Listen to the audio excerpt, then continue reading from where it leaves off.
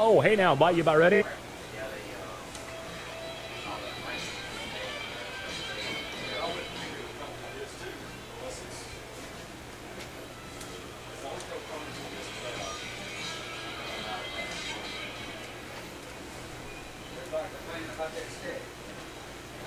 Leake. Yeah, he's away from the mic. Of course he is. Tell him to get near the mic. He's got a minute and a half. Hey, Lee, you got 90 seconds before we're live.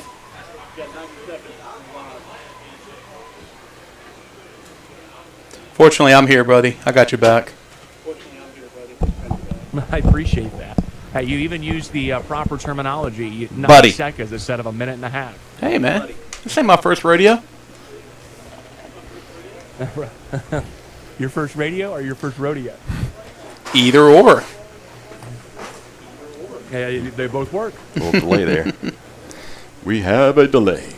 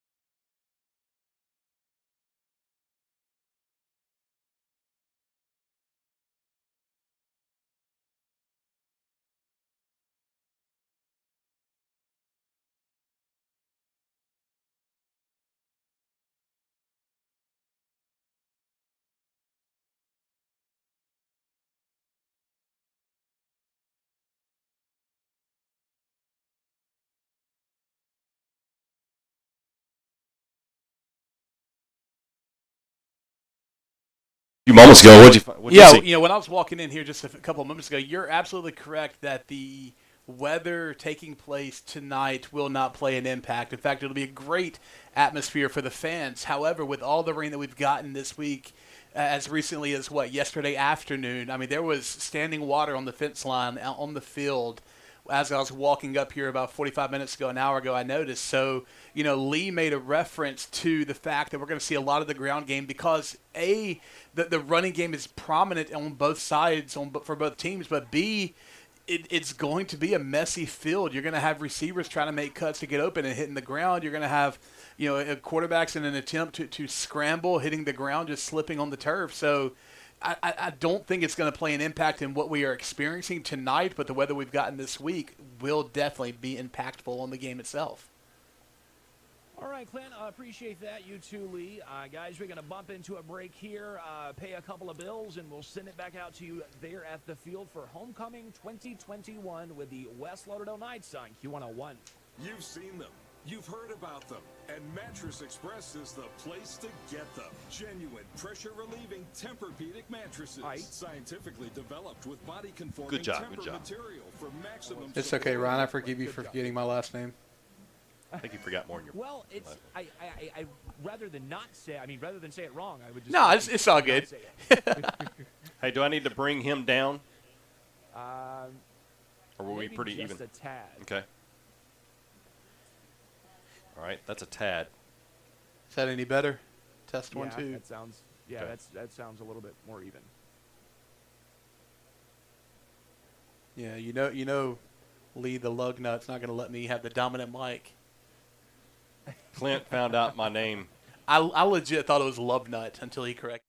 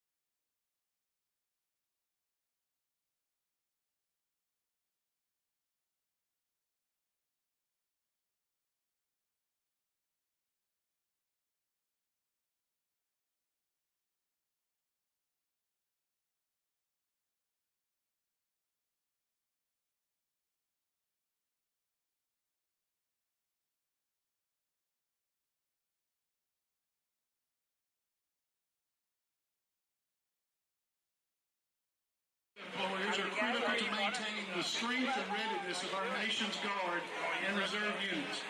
Employer support fosters a culture in which all employers value the employment of military service members of the National Guard and Reserves in the United States.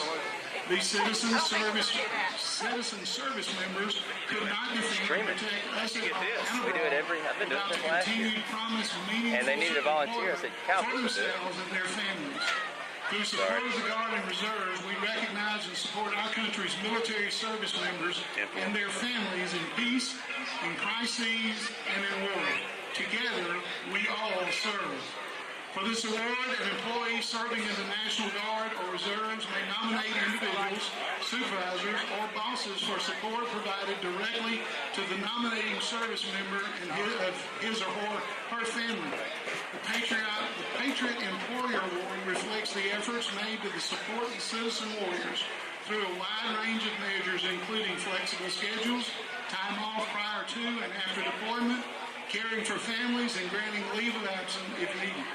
Coach Rue writes, I was supported by being allowed the flexibility to teach my students virtually and face-to-face during my deployment. Tonight, we have the honor of presenting the Patriotic Employer Award to one of our own. The individual was nominated for this award by Staff Sergeant Lavaris Rue, who is not only a teacher and coach at West Lauderdale, but a member of the 186th Air Refueling Wing, who was recently deployed as part of the COVID Crisis Relief Task Force. It is with great honor to present the 2021 Patriot Employer Award to Mr. Shane Rogers, principal at West Lauderdale High School.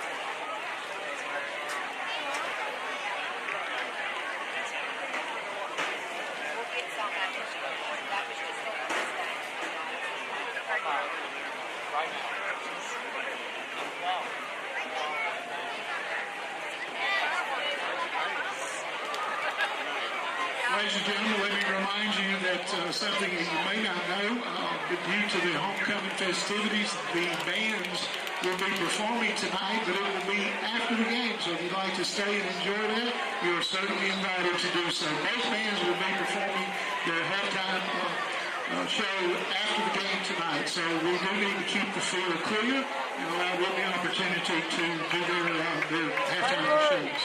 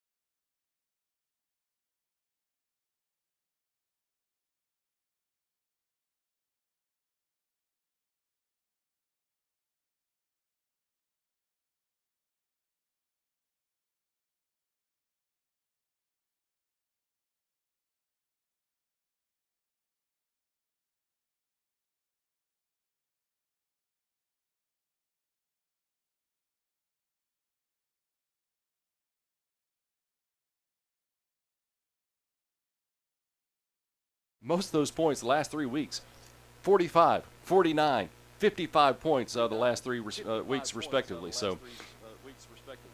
Absolutely. We've definitely hit our stride offensively speaking, and a lot of that has come on the back of J.J. Grant. We're going to talk about this a lot throughout the evening, and not to take away from any other player on the offensive side of the ball, but this is a man playing a boy's game, it appears, when you get out and watch it happen. We've used the phrase angry running a lot when it comes to his running style. It's going to take more than one person to bring him down. And a lot of times it takes more. Yeah, I was going to say a lot of times more than 2 or 3. He runs hard. He is a fast runner. I'm not saying he's not, but I believe his biggest asset is the fact that he is a strong, angry runner that is not an easy person to tackle. So if he's hit after a 2-yard gain, a lot of times he's going to pick up 7 or 8 yards because that's just his running style. All right, once again, this is your Battery One Source pregame show as we are right in the middle of the pregame as festivities for homecoming will be taking place a little bit later as well. We're going to take a quick break, come right back with the starters for both the West Lauderdale Knights as well as the Leake Central Gators. And we'll go over some more news that we've been enjoying over the first 5 weeks of the season. You mentioned J.J. Grant. We mentioned that earlier about his passing 1,000 yards. You don't see that often for the first 5 games. You do not see that often. And he's done it. He's already gotten over 1,000 yards, so congratulations to him. We'll talk more about that coming up in just a little bit. Once again, the pregame show being brought to you by Do 4 Battery One Source pregame show. Once again, we'll come right back after 3 minutes here on Q101. Premier Paint and Body has served our area with the best in auto body work and quality paint jobs. The hard-working professionals at Premier have a combined total experience of over 9 I didn't mean to say 3 minutes.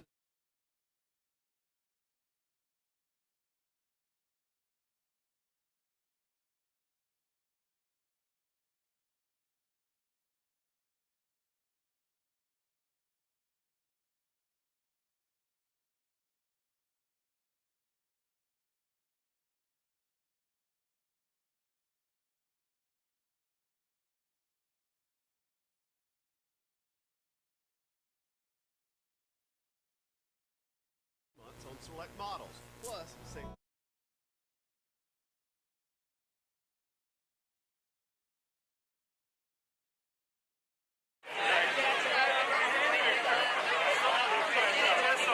Okay, 10-4.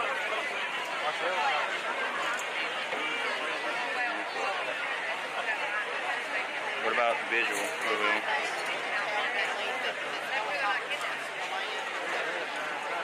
Okay. All right, so he's going to come in over the field house.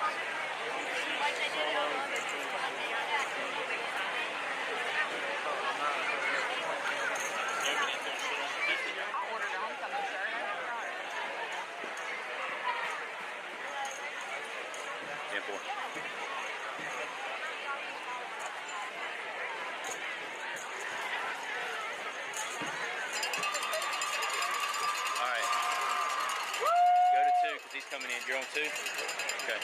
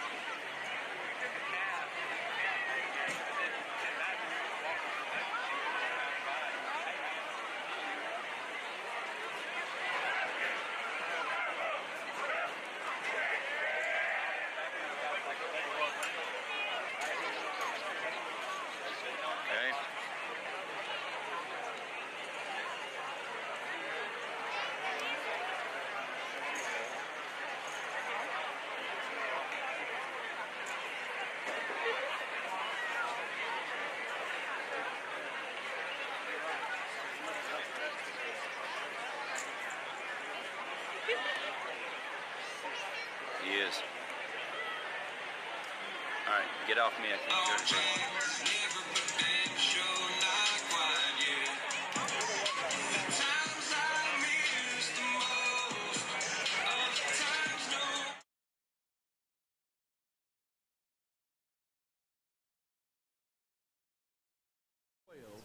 You sure you don't want this over there?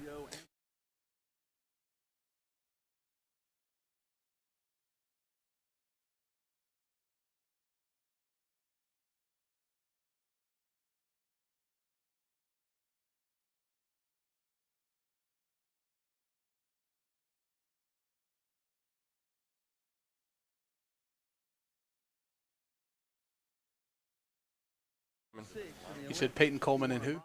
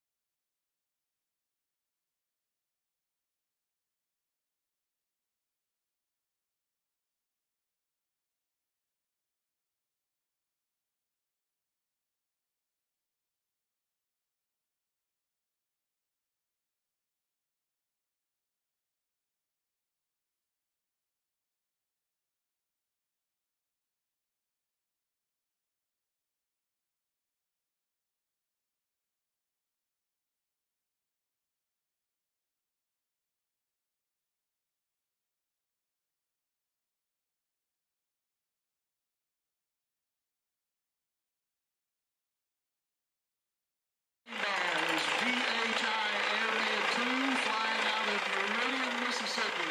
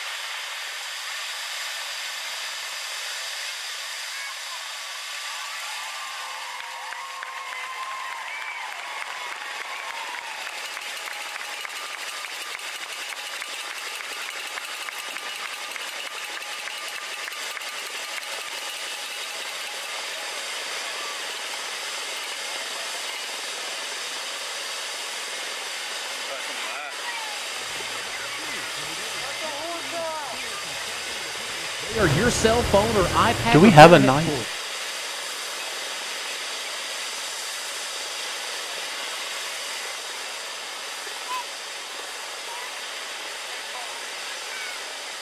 me go back to the helicopter.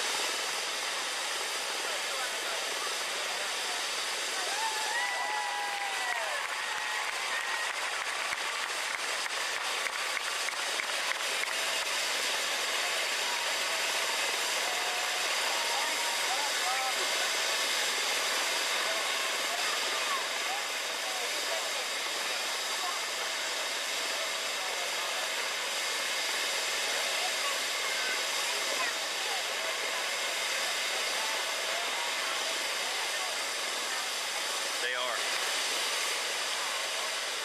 Yeah, they're going to.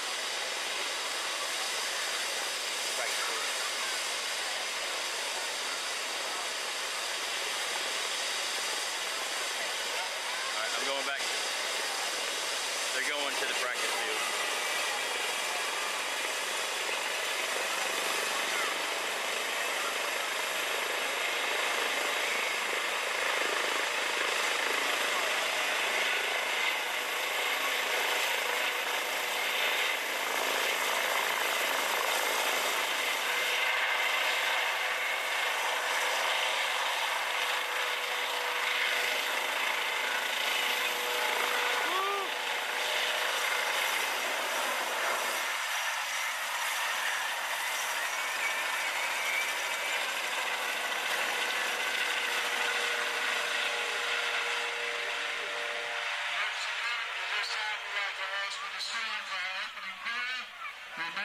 Starting linebackers for West Lauderdale, number 8, Jordan Gowdy, number 14, Carson Smith, number 12, Dylan Williamson, and number 50, Dalton Bishop. Starting defensive backs are number 6, Jordan Nix, number 17, Brandon Epting, number 3, Dylan Brown, and number 24, Jet Calvert. I'm going to put a pause real quick. We've got the prayer and national anthem now at the Kingdom as we await the prayer and national anthem. Let's get it where you can't see. Here safely tonight. It is such a privilege and blessing to be watching the game of football. As all the players enter into this time of competition, please protect them from injury and let them and their fans behave in a manner that is pleasing to you. Give us all the glory, success on the field. We're so good you can never fail. Our trust is in you forever. We love you.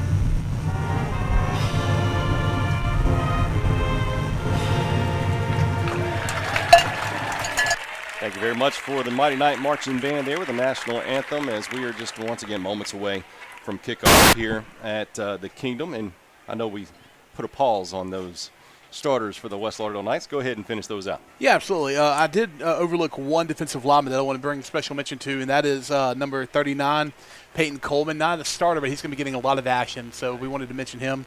The defensive backs, the starting are going to be number 6, Jordan Nix, number 17, Brandon Epting, number 3, Dylan Brown, and number 24, Jet Calvert, as well as number 15, Landon Vaughn. On the offensive side of the ball, left tackle, number 75, Paxton George. Left guard, number 67, C.J. Watson. Center, number 54, Lane Williams. Right guard, number 59, Nick Walton. And right tackle, number 55, Logan Johnson. Tight ends are going to be number 44, Gunnar Knapp, and number 27, Hunter Moore. Wide receivers, starting for the Knights, number 1, Brett Busby, number 22, Cooper Luke. Starting running back is number 2, J.J. Grant, and your starting quarterback is number 5, Jackson Parker. We've got our captains at midfield right now. Number 51 is Brett Vick, and number 18 is Hunter Fuller. And we'll get those numbers for the Leake Central Gators. I've actually got them right here. Okay. Number 55, Jalen Patrick. Number 56, Ray. I'm going to try to pronounce this right. Olivo, I believe. And number 50, Jalen Burge. And we did get the information from the coin toss. West Lauderdale won the coin toss and will elect to receive to begin tonight's ball game as they met at midfield, where the white W is in the middle of the field. Usually it's a black W, but I like the look of the white W there. As the West Lauderdale Knights wearing all black helmets, black jersey, black pants, while the Leake Central Gators, black helmets, white jerseys, and white pants as well. So as the West Lauderdale Knights have a new item in the end zone. If you look over my way, Clint, over that, I guess we're going to say northeast side of the football field, there's a new West Lauderdale helmet that the team will exit out of, as we are going to hear the commotion as they're about to make their way out here in just a few short seconds. I believe Steven is down there with the microphone.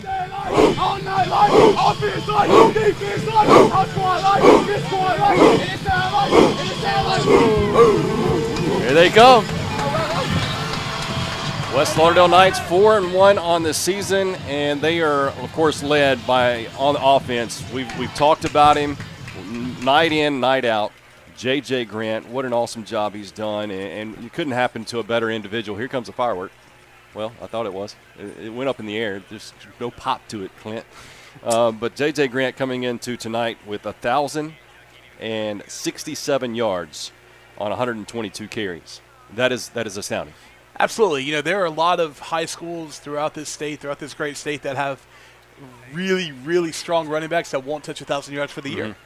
And Grant's got it in 5 games, technically probably 4.5. West Lauderdale's been able to build up a little bit of a lead in a couple of games where he did not play the second half, did not play the fourth quarter. So 5 non-complete games for him that he's able to scratch almost 1,100 yards, which, like I said, for a vast majority of really good running backs in this state, they would not receive that number. They won't ever see that. So mad props to JJ for getting that, and also congratulations to the offensive line, to the blockers, to the fullback, to the quarterback, to the offensive coordinator, to the head coach for making it happen. It's a team effort. Good job, West Lauderdale Knights. They are number 4 in the AP poll of Mississippi High School Football Associated Press rankings. They are number 4. We'll go ahead and list those 5 in the top 5 of the 4A. Louisville comes in at number 1. We'll, of course, take them on in a few weeks. Columbia at number 2. Poplarville at number 3.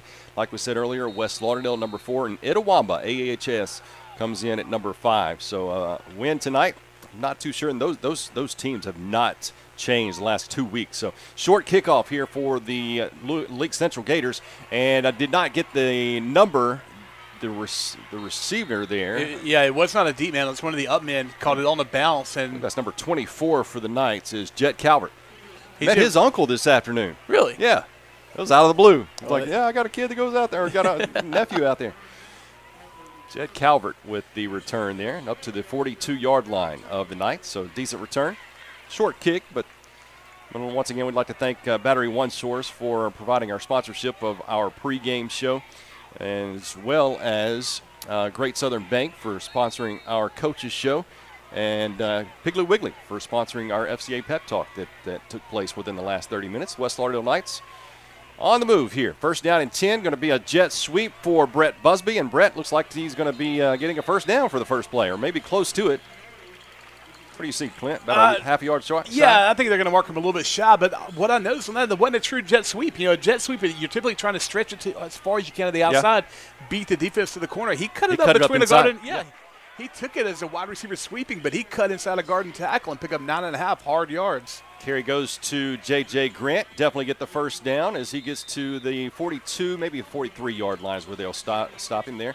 43-yard line of the Leake Central Gators. So already into Gator territory with just a couple of plays in here. I was going to say it took the Knights all of about 2 plays and less than a minute of game time to get into Leake Central territory. First and 10, 2 receivers to the right. Jackson Parker, quarterback keeper, inside the 40 to the 37-yard line. 38-yard line is where they'll put his knee down. Had a player lose the helmet there. I believe that was Jamarcus Thompson for the Gators, having to come out for at least a play as his helmet was rolling around on the ground. One of the starting defensive backs for the Gators. And what you just saw there is what happens when you have such a strong running game with your running back. That read option opens up for the quarterback to pick up 5 good yards. Same formation. Jackson looks to pass. Got his man there. I think that's Cooper Luke. Cooper Luke to the tight rope there on that sideline. Going to be inside the 20, just on the inside of the 20-yard line. So, all right. Or excuse me, 25. Lee, did you see what I just saw there? Brett Busby playing selfless football. He was not the receiver, not going to pick up a statistic on that as a reception, but he cleared out 2 guys with 1 block. And that's one of the things we talked about on the coaches show, the humbleness of these receivers. They do mark the ball directly on the 20 as 1 receiver to the left. Cooper Luke goes in motion. Getting the handoff is J.J. Grant. Nothing there, and one of the minimum, very few times that J.J. Grant has been stopped for no gain or a loss. So J.J. Grant, a loss of 1 yard, second down and 11.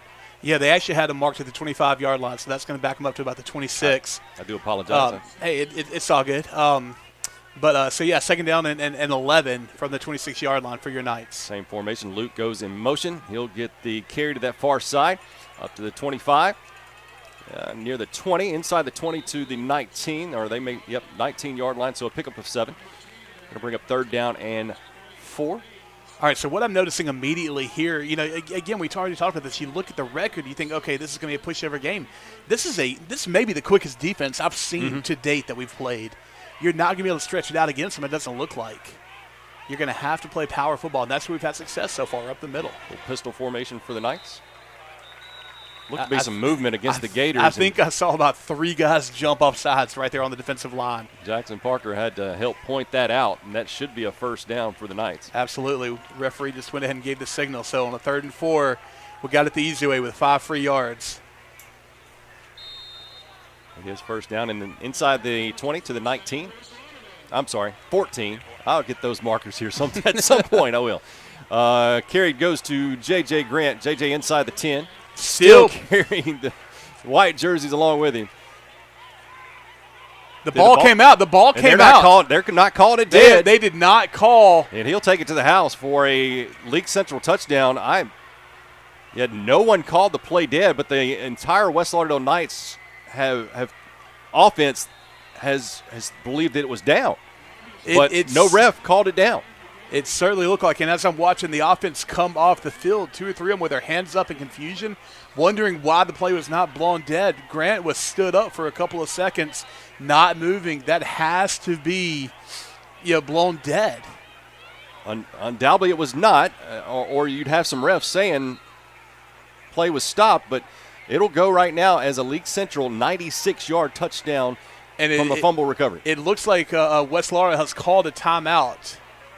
Probably trying to figure out exactly what just happened, trying to make sure you have the right personnel on the field. But and that's the trouble you run into. Isn't that the trouble you run into when you're trying to get more yards and you've got what looked to be the whole entire defense corralling J.J. Grant? And I'm looking at a pretty heated conversation right now taking place between the head referee and Coach Brock, and he is livid right now. He is yelling at players. He is lighting into that ref, and he finally comes back to the sideline. I don't know if he's satisfied, but he's at least content. Maybe we can get in touch with Steven, who's on the sideline, taking some pictures in a little bit. Maybe he heard something that he can repeat.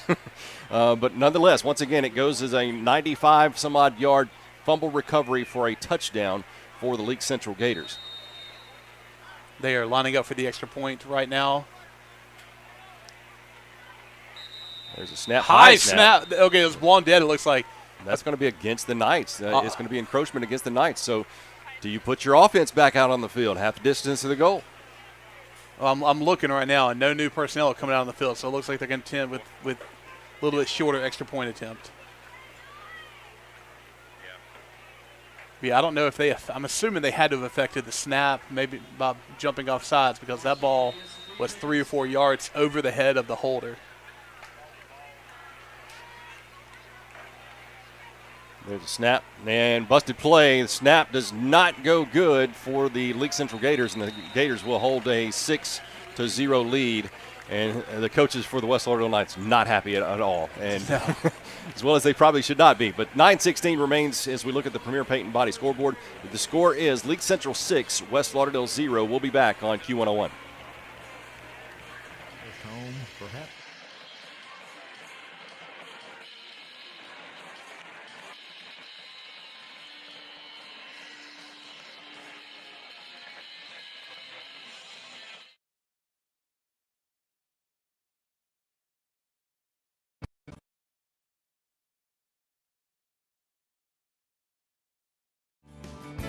The Piggly Wiggly in Collinsville is proud to support the West Lauderdale Knight football team.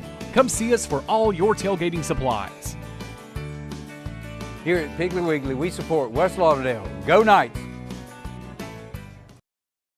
Doubly, the ball came free from J.J. Grant, and the Leake Central Gators would return it 96 yards. And another flag on the kickoff here is probably going to back them up 5 yards. But you had an entire team thought the play was dead, but no whistle had blown. So therefore, I can see where the coach would be quite upset if all the players did not finish the play there. Well, I think he was frustrated with his own guys for not finishing the play. He was frustrated with the referees for not blowing forward progress down. I think he was just in the right place, so just frustrated with the situation. In fact, just to kind of get a glimpse of it, yes, we did have offsides just now on the kickoff. We're going to have a reattempt here 5 yards farther back. But I saw Coach Brock throw a towel straight up in the air, mimicking the referee, just trying to get some kind of frustrations out. But they are kicking off from the 35 now instead of the 40.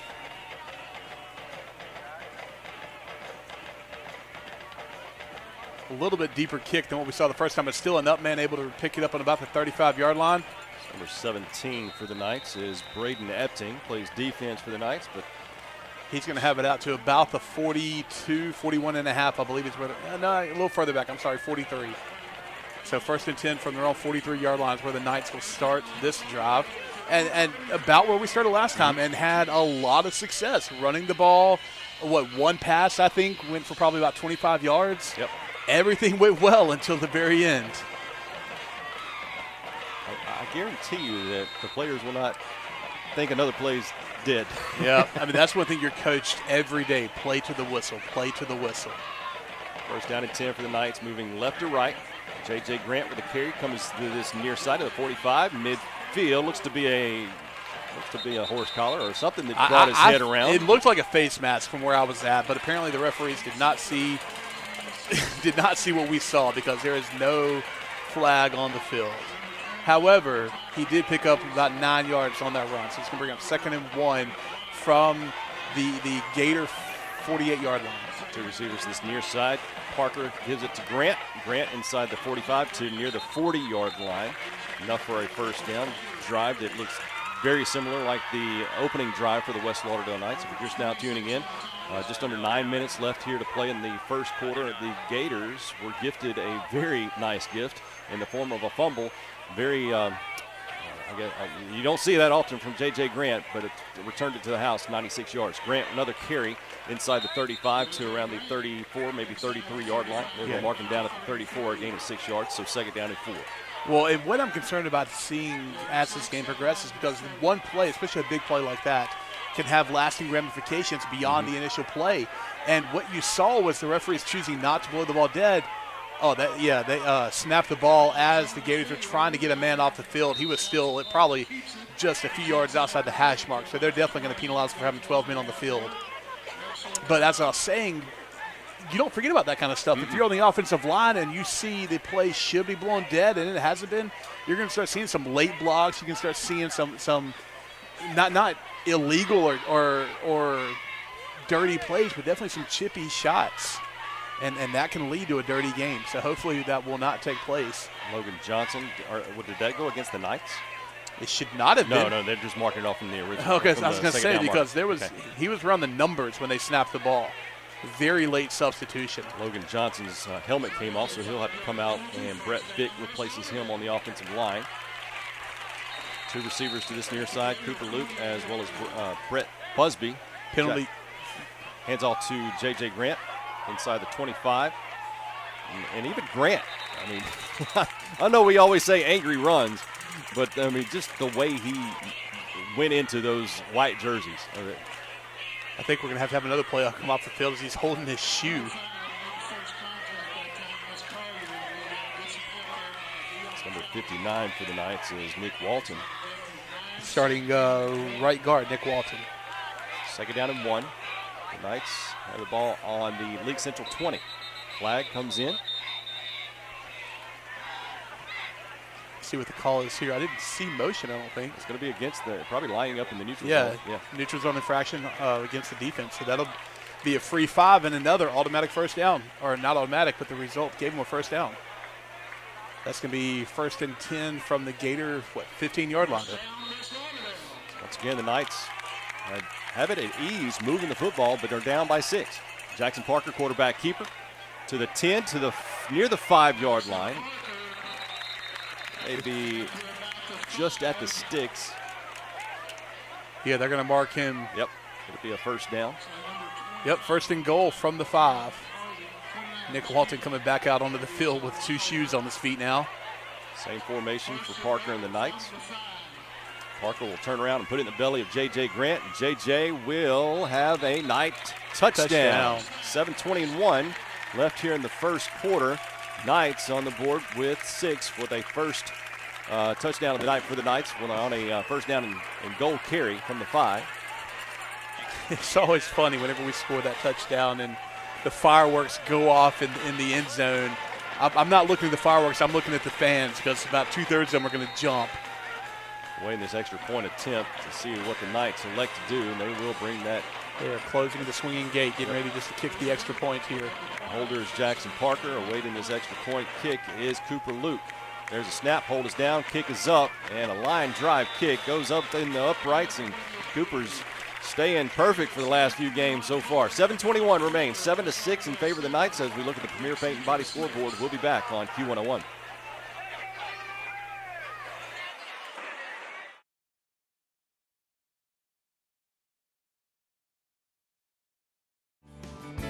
The Piggly Wiggly in Collinsville is proud to support the West Lauderdale Knight football team. Come see us for all your tailgating supplies. Here at Piggly Wiggly, we support West Lauderdale. Go Knights!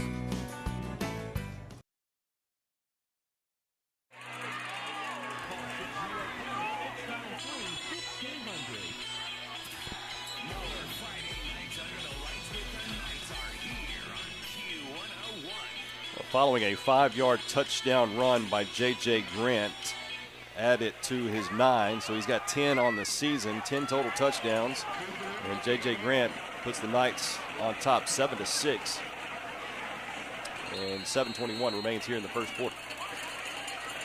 Cooper Luke kickoff. Nice kickoff. That's going to roll into the end zone for a touchback. Yep. He thought about catching that one.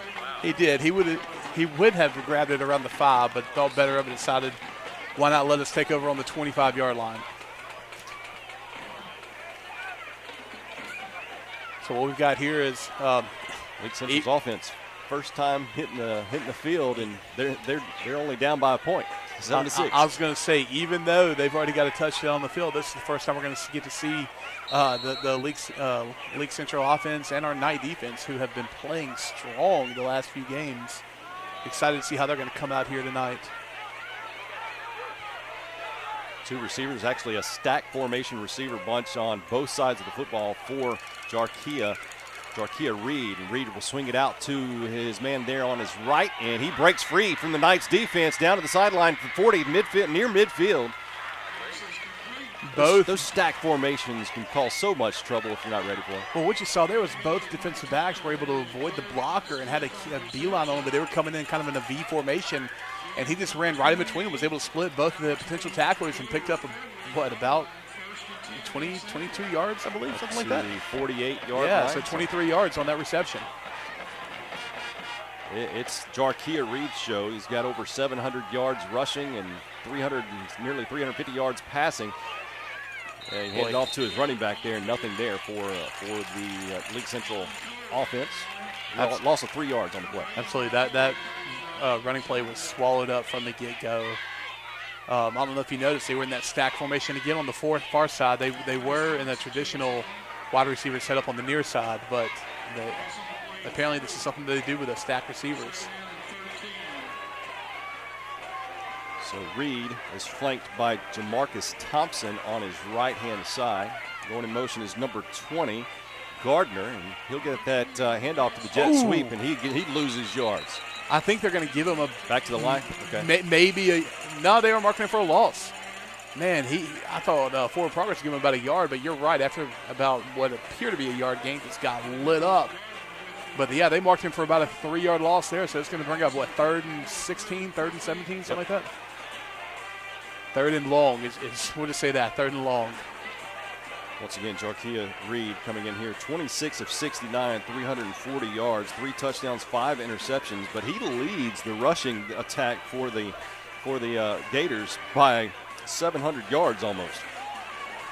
Looking to pass is Reed. Nope, he'll be a quarterback keeper, and he is going to have a Gator first down and maybe even more inside the 25, inside near the 20. I was just about to say, because of his running ability, you have to have a linebacker spot him. You've got to respect the fact that he can bust one, and we just saw that. Great job by the Knights to pin him back in the 3rd and long, just unable to contain him on that. So it's going to bring up 1st and 10 for the Gators on the 20-yard line of the Knights. 24-yard line. And now I'm messing up the line. You got the double line marker on the 25 instead of the 20. Yeah, we'll blame it on the grounds crew. They painted the wrong line. Timeout, Leake Central. We'll take a timeout as well. 6:02 remaining in the first quarter. West Lauderdale 7, Leake Central 6, but the Gators are threatening here as we look at the Premier Paint and Body scoreboard. We'll be back on Q101.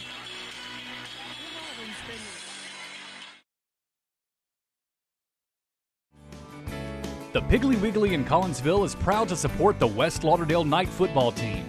Come see us for all your tailgating supplies. Here at Piggly Wiggly, we support West Lauderdale. Go Knights!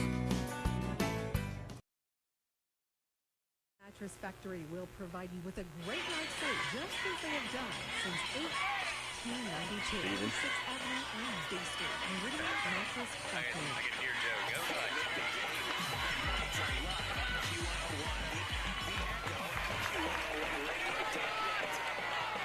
Welcome back here on Q101 as the Knights and the Gators of Leake Central. Gators moving into Knights territory on the Knight 24-yard line. First down at 10 for Reed. And the fumble, ball's on the ground, and the Knights have it, appears. Mon Cole comes up big. No, I'm sorry. That is Jordan Gowdy coming through with a big fumble recovery. And bad snap. They've already had one on the extra point on the special teams. And there you go again. I don't know if it was bad snap or actually just getting a hold to the football. Yeah, the snap looked okay. It appeared to kind of hit him right around the chest area. But I don't know if he was. And that was probably more in the exchange between quarterback. I was going to say the exchange, but at the same time, they were in the backfield quick. Your defensive linemen were there. And I don't know if that was, I've got to get rid of the ball quick. I'm about to get hit. I want him to take the shot. Whatever it was, it disrupted it. So now we have the Knights on offense. All right, and a flag comes in. Stopping play. The Knights have the football on the Gator 28-yard line. I believe they're going to call it against, that's encroachment against the defense, against the Gators. So that's a free 5 right there. It's going to bring up 1st and 5. That is the 3rd time? That's the 3rd time. Third penalty of the night for the Leake Central Gators as far as offsides for the Gators. So, again, that's going to bring up 1st and 5 from the 33-yard line, I believe, 33. Both drives, and once again, if you're just now tuning in, the Knights have had the ball now the 3rd time, able to move the football at ease against the Leake Central Gators. One, though, turned into a 96-yard fumble recovery for a touchdown. First down and 5, handoff to J.J. Grant, comes to this near side, and J.J. takes it to the 38, 39-yard line. Should be enough for a first down for the Knights. It appears to be right at the line of the game. They're going to go ahead and give him the first. So another strong run for Grant as he just continues to add to that yardage total. First down Knights at the 38-yard line. We'll have a receiver on the left. I believe that, I can't get the number on that. That is Wyatt Castle coming over here to this near side, going in motion. And he'll carry it to the 45, up to midfield. That'll be another Knight first down. Wyatt Castle, probably maybe the fastest receiver we have on the football field when he's healthy. I don't know how much that leg is still hindering, but he has come on more and more over these last few games and shown that he's still got that quickness. Well, he was definitely able to split some defenders there and pick up a strong run and mark us right at the 50-yard line. Now, I believe we might have had a procedure penalty on that one. Yeah, that just looked awkward from the beginning. And they're going to call procedure against the Knights. So let's bring up 1st and 15 from their own 45-yard line now. Once again, the Gators go back to their first offensive series just a few moments ago. The Gators were able to move the football, especially on the legs of the quarterback, Jaquia Reed. So that is one thing I'm sure right now our entire defense is gathered around that screen on the sideline, probably looking at and seeing what they can fix. 1st and 15. Parker hands it to J.J., and J.J. only a yard pickup. They've been able to stop J.J. now in a couple of times. So we have a couple of linemen going at it on the football field there, but J.J. was stopped in the backfield a few moments ago, now just stopped for a 1-yard gain. Absolutely. They've done a good job on their, obviously on the scouting report, watching film throughout the week, knowing what West Lauderdale was going to try to do, especially early on, to move the football, and have had moderate success stopping him. Second down, 14 to go for the Knights. The Knights are on their own 46. Parker rolling out to his right. Mike taking himself. No, a little shuffle pass. Maybe that's a dangerous pass, but it works out for the Knights as Hunter Moore makes the reception at the Gator 47-yard line. Yeah, it's not a first down, but it makes it manageable here. I'm going to be honest. I have no idea who that was intended to. It floated over the head of Gunnar Knapp. At first, I thought it was going to be his, and then into the lap of Hunter Moore as he is laying on the ground, basically. Well, improv play for Jackson Parker. Parker hands it off to number 2, J.J. Grant. Grant with the carry inside the 40. And look, how about that? Needed 7 yards, and he got 7 yards. And those last 3 or 4, those were hard-earned yards. Absolutely. And what we saw there was you saw Coach Brock's attitude in this drive, and maybe for the game. He'd already decided that, if he only picks up 2 or 3, we're going for it where we're at on the field. But like I said, fortunately, we needed 7. We picked up 7.5. So it's going to be first down for the Knights on the Gator 40-yard line. 2 receivers to the right for Parker. Parker looks right, going deep, but overshoots his intended receiver. The intended receiver was Brett Busby on that play. Busby trying to run an inside route. It looked like he went about 10, 12 yards and then cut toward the post in the middle of the field. A little bit of incidental contact in the middle of the field. I don't know if that's kind of what slowed down his route or not. But, yeah, the ball sailed over both him and the defender's head, harmlessly hitting the ground. Just now tuning in, 3:51 remaining in the first quarter. Knights 7, Leake Central 6. Knights on the 40-yard line of the Gators. Second down and 10.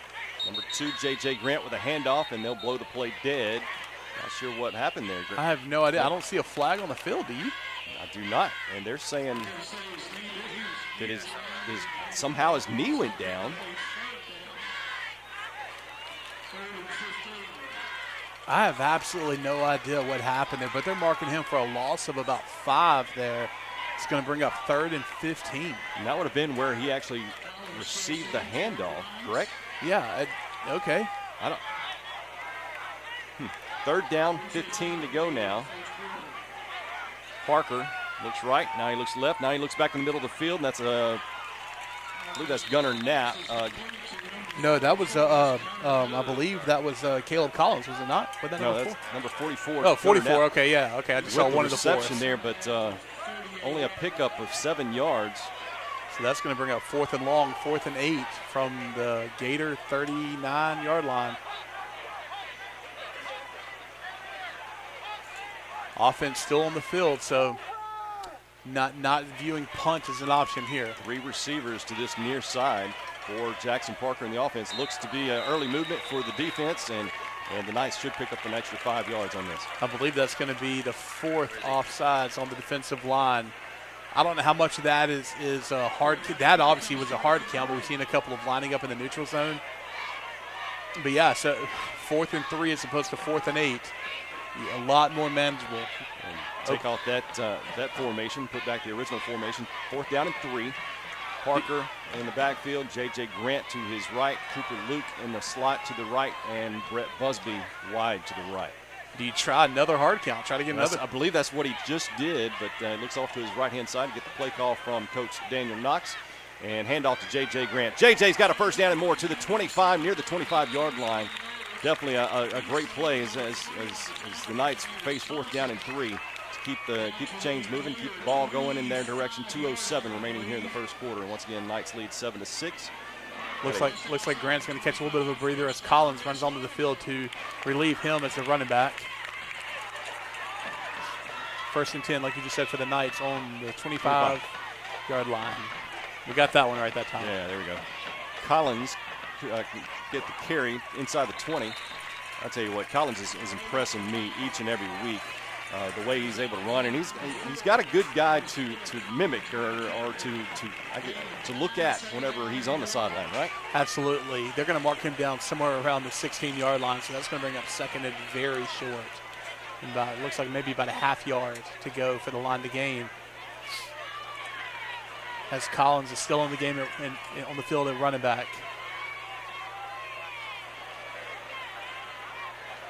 Parker with the quarterback keeper. Goes up to the 15, to the 10, inside the 10, and inside the 5, and still trying to get into there, but he's going to be stopped about 2 yards shy of a touchdown. So nice run there from Jackson Parker.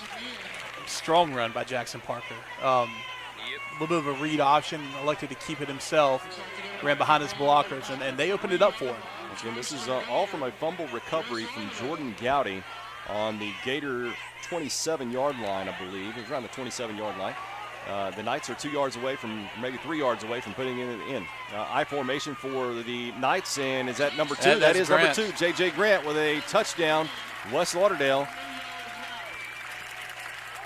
There's the firework.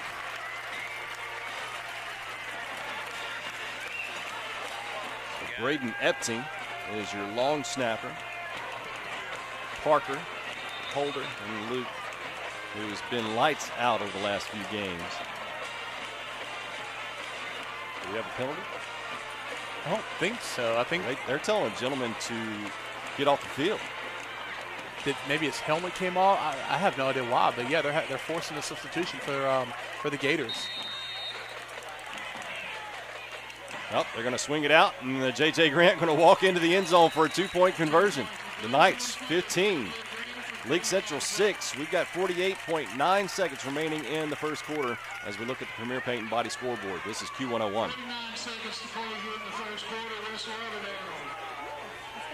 15. Leake Central 6. No, we got 48 seconds.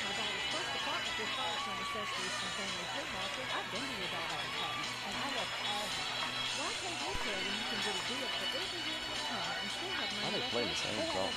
I have no idea. What do you want to play? All the other songs in curse words. Let's go there today. Family Flea Market. I don't want to go. West Lauderdale football on Q101.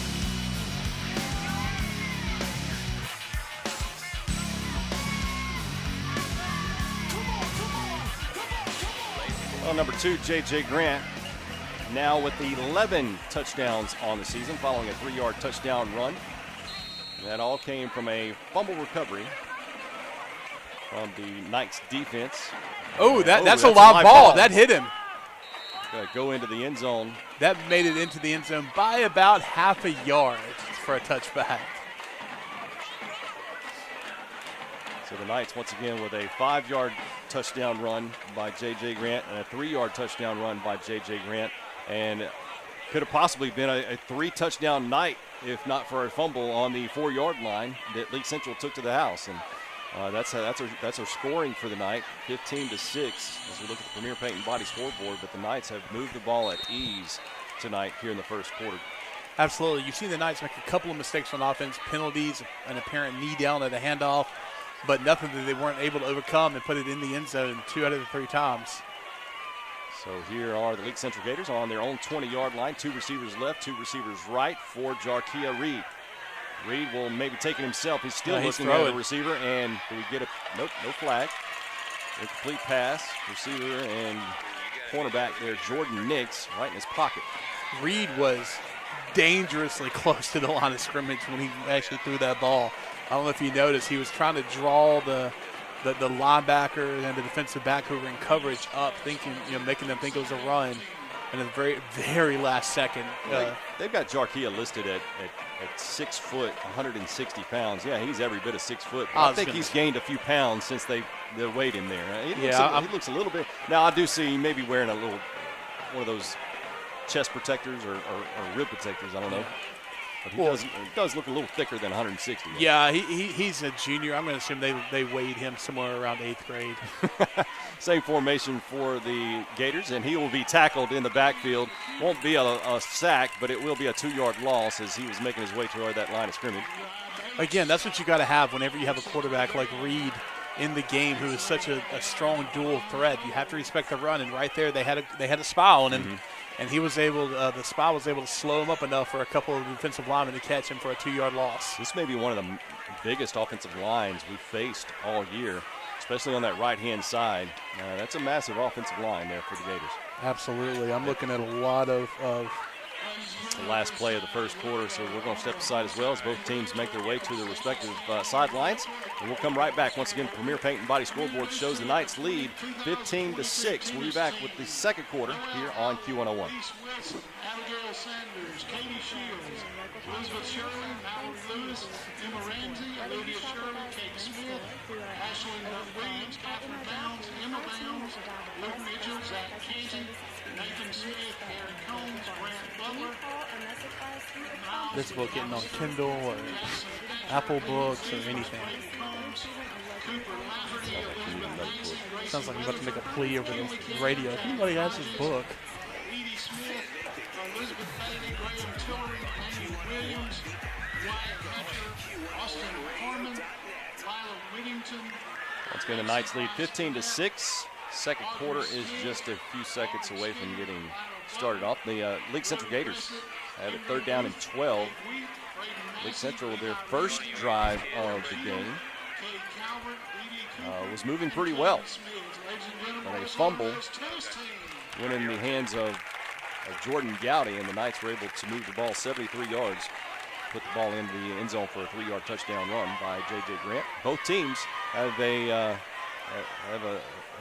scored points on turnovers.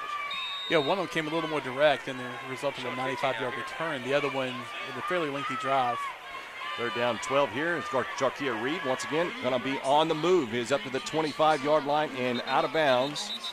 And around the 23, 24-yard line. Not enough for a first down. Yeah, going to be well short. Still going to be about 6 yards short of a first down. So, yeah, here comes the punt team for the Gators out onto the field for the first time tonight on either side. Going to see a punt. It took one play into the second quarter for that to happen.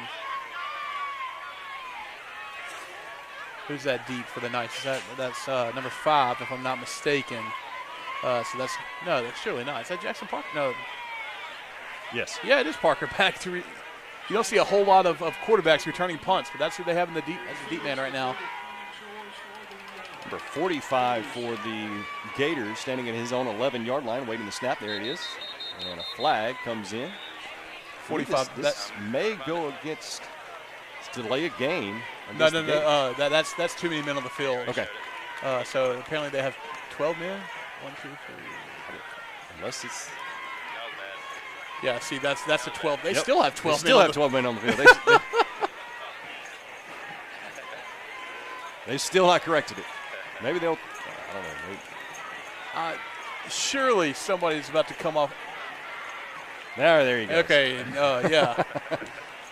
Yeah, I'm sitting there looking. I'm like, okay, yes. All right, so now they're going to have to punt from their own 18-yard line. And he is standing at his own 6-yard line awaiting the snap, and it was not a fast snap. It's a little bit better this time. Almost blocked, but he does get rid of it. Parker calls for a fair catch signal around the 48-yard line of the Gators. So Knights will have great field position. Start out their, third drive? Yeah, they're going to start on the positive side of the 50 on the Gators 49-yard line. I'm sorry, fourth drive. Yeah. No, third drive, isn't it? No, fourth drive. Fourth drive. That's right. You got two. There's 3 scores up there. Yeah, and then the you offense got the punt, was on the field every punt. 3 scores. Yeah, I was forgetting about Parker's. Or who scored the last touchdown? I don't have that stat in front of me. J.J. Grant scored both touchdowns for the Knights, and then the other touchdown for the Gators. Here's J.J. Grant, inside cut into around the 40-yard line, 41-yard line. Such a strong run by Grant. Picking up, what's that, about 8 yards on the carry? Bring up second down and 8. Ball is spotted around, or second down, 2. There is a flag on the far side. I was going to say the ball marker has not moved yet. A lot of procedure penalties. That's going to be a sideline infraction against the Gators, against Leake Central. So that's going to be a warning. Normally you get one warning. The second one is going to be the penalty itself.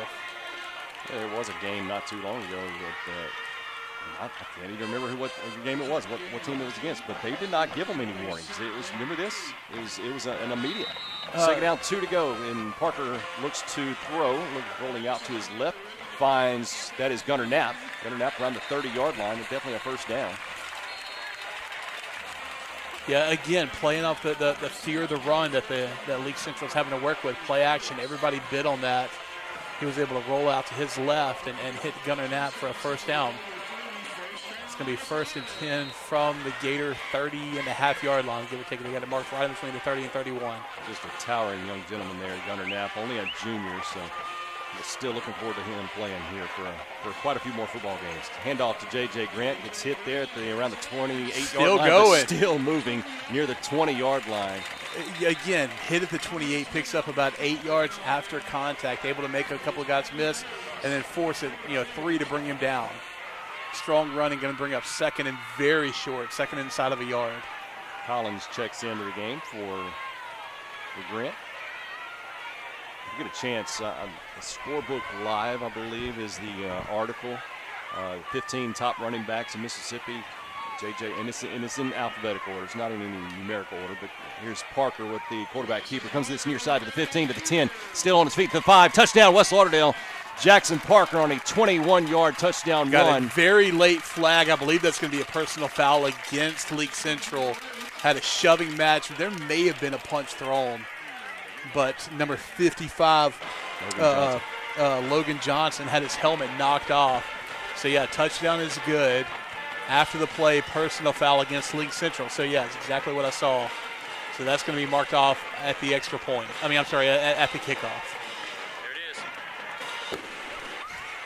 So Parker extends the Knights' lead with a 21-yard touchdown run. Fought that tightrope there on the sideline. He did. He about got knocked out somewhere around the 7, was able to hold it in.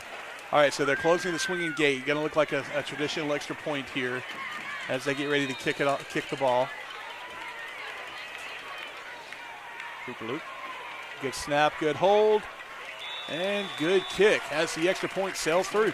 10:32 remains in the first half. 22-6 in favor of the Knights as we look at the Premier Paint and Body scoreboard on Q101.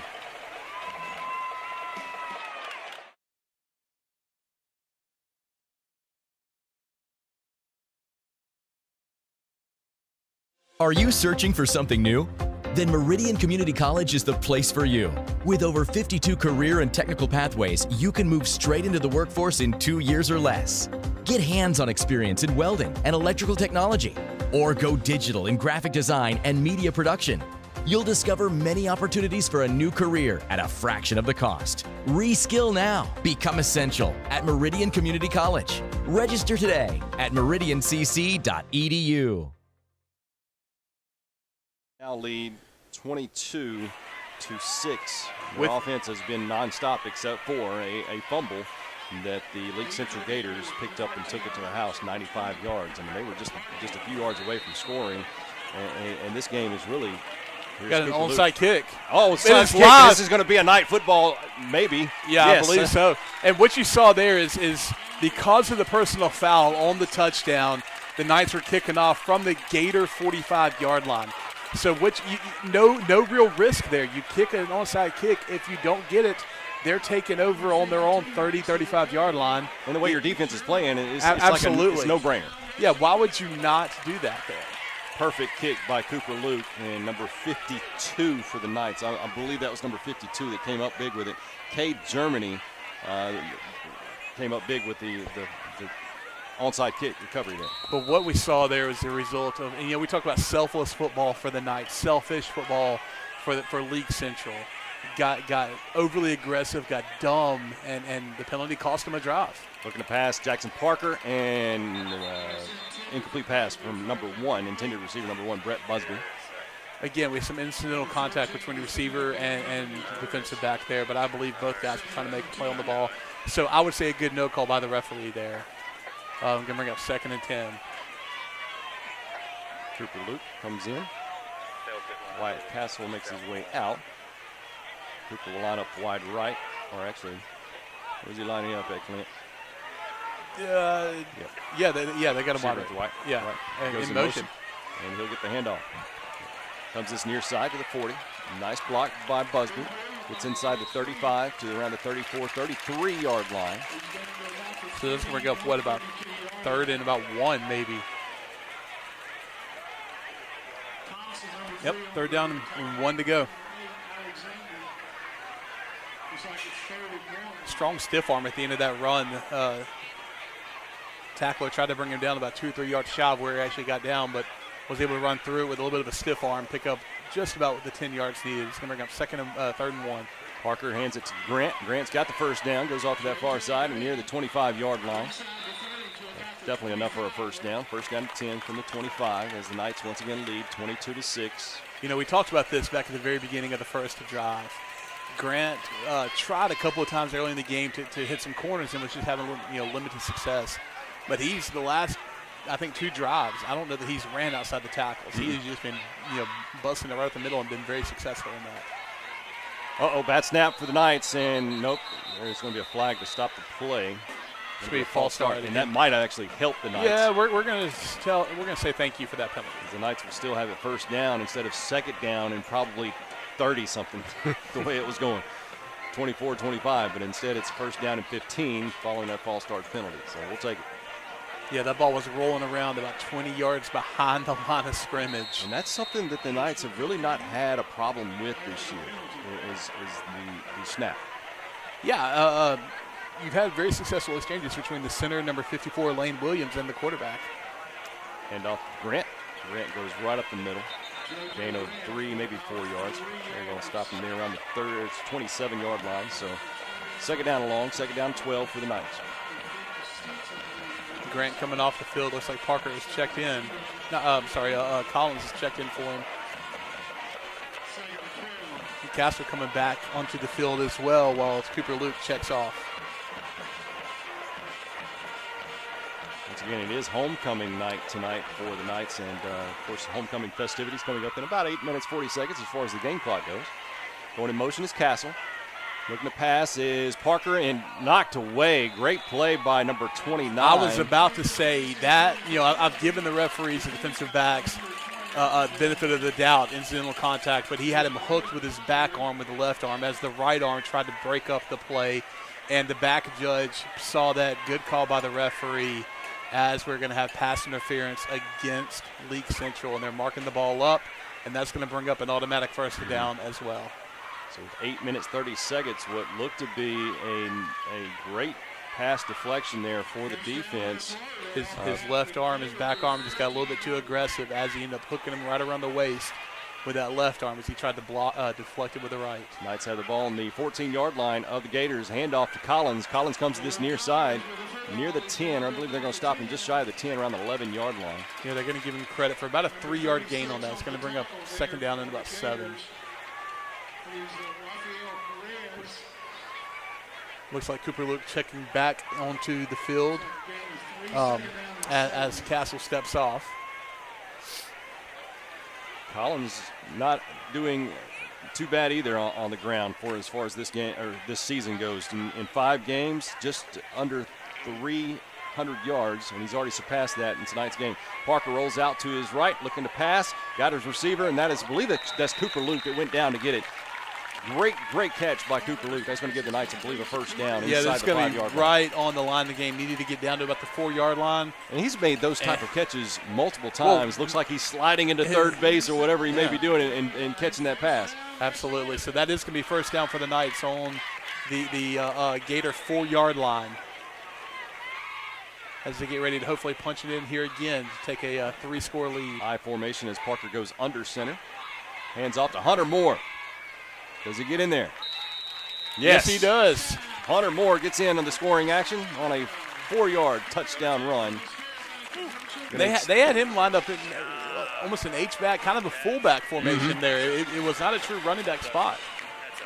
So 28-6 as we look at the Premier Peyton Body scoreboard. And Braden Epton going to be your long snapper, Parker your holder, and Luke, who is 20 of 22 on the season, as he awaits this snap. Or will they?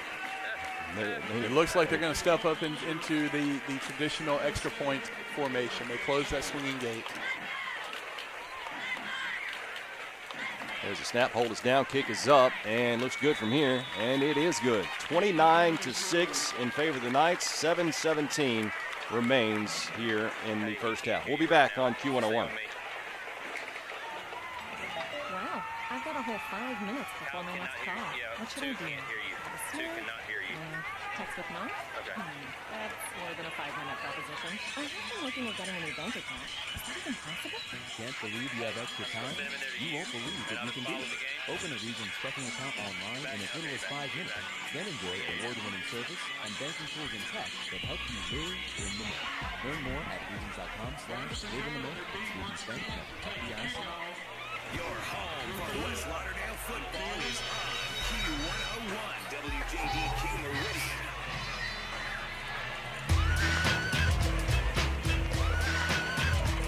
Hunter Moore came off the sideline jumping around, so perfect zone. Hunter Moore with a 4-yard touchdown run extends the Knights' lead to 29-6. Kickoff comes down around the 15, 20-yard line up to the 25, 26-yard line. Nice tackle. Braden Epton. Great open field tackle there. It looks like if he'd gotten past Epton, he might have had the corner. I don't know that he'd gone the distance, but he definitely would have picked up some solid yardage. But was able to wrap him up, drop him right at the 25-yard line. And that is where the Gators will take over, 1st and 10 from their own 25. So there's been 3 turnovers in the football game. West Lauderdale actually had the first one inside around the 5-yard line, looking to score. And there was a score. It was just the other team. Leake Central took it to the house, 95 yards. And then a fumble recovery from the Knights earlier turned into a score. And then the onside kick just a few moments ago. The Knights as well recover that. And is that a backward pass? No, they're going to call it an incomplete. Dangerously close to being a backward pass, which would have been the equivalent of a fumble.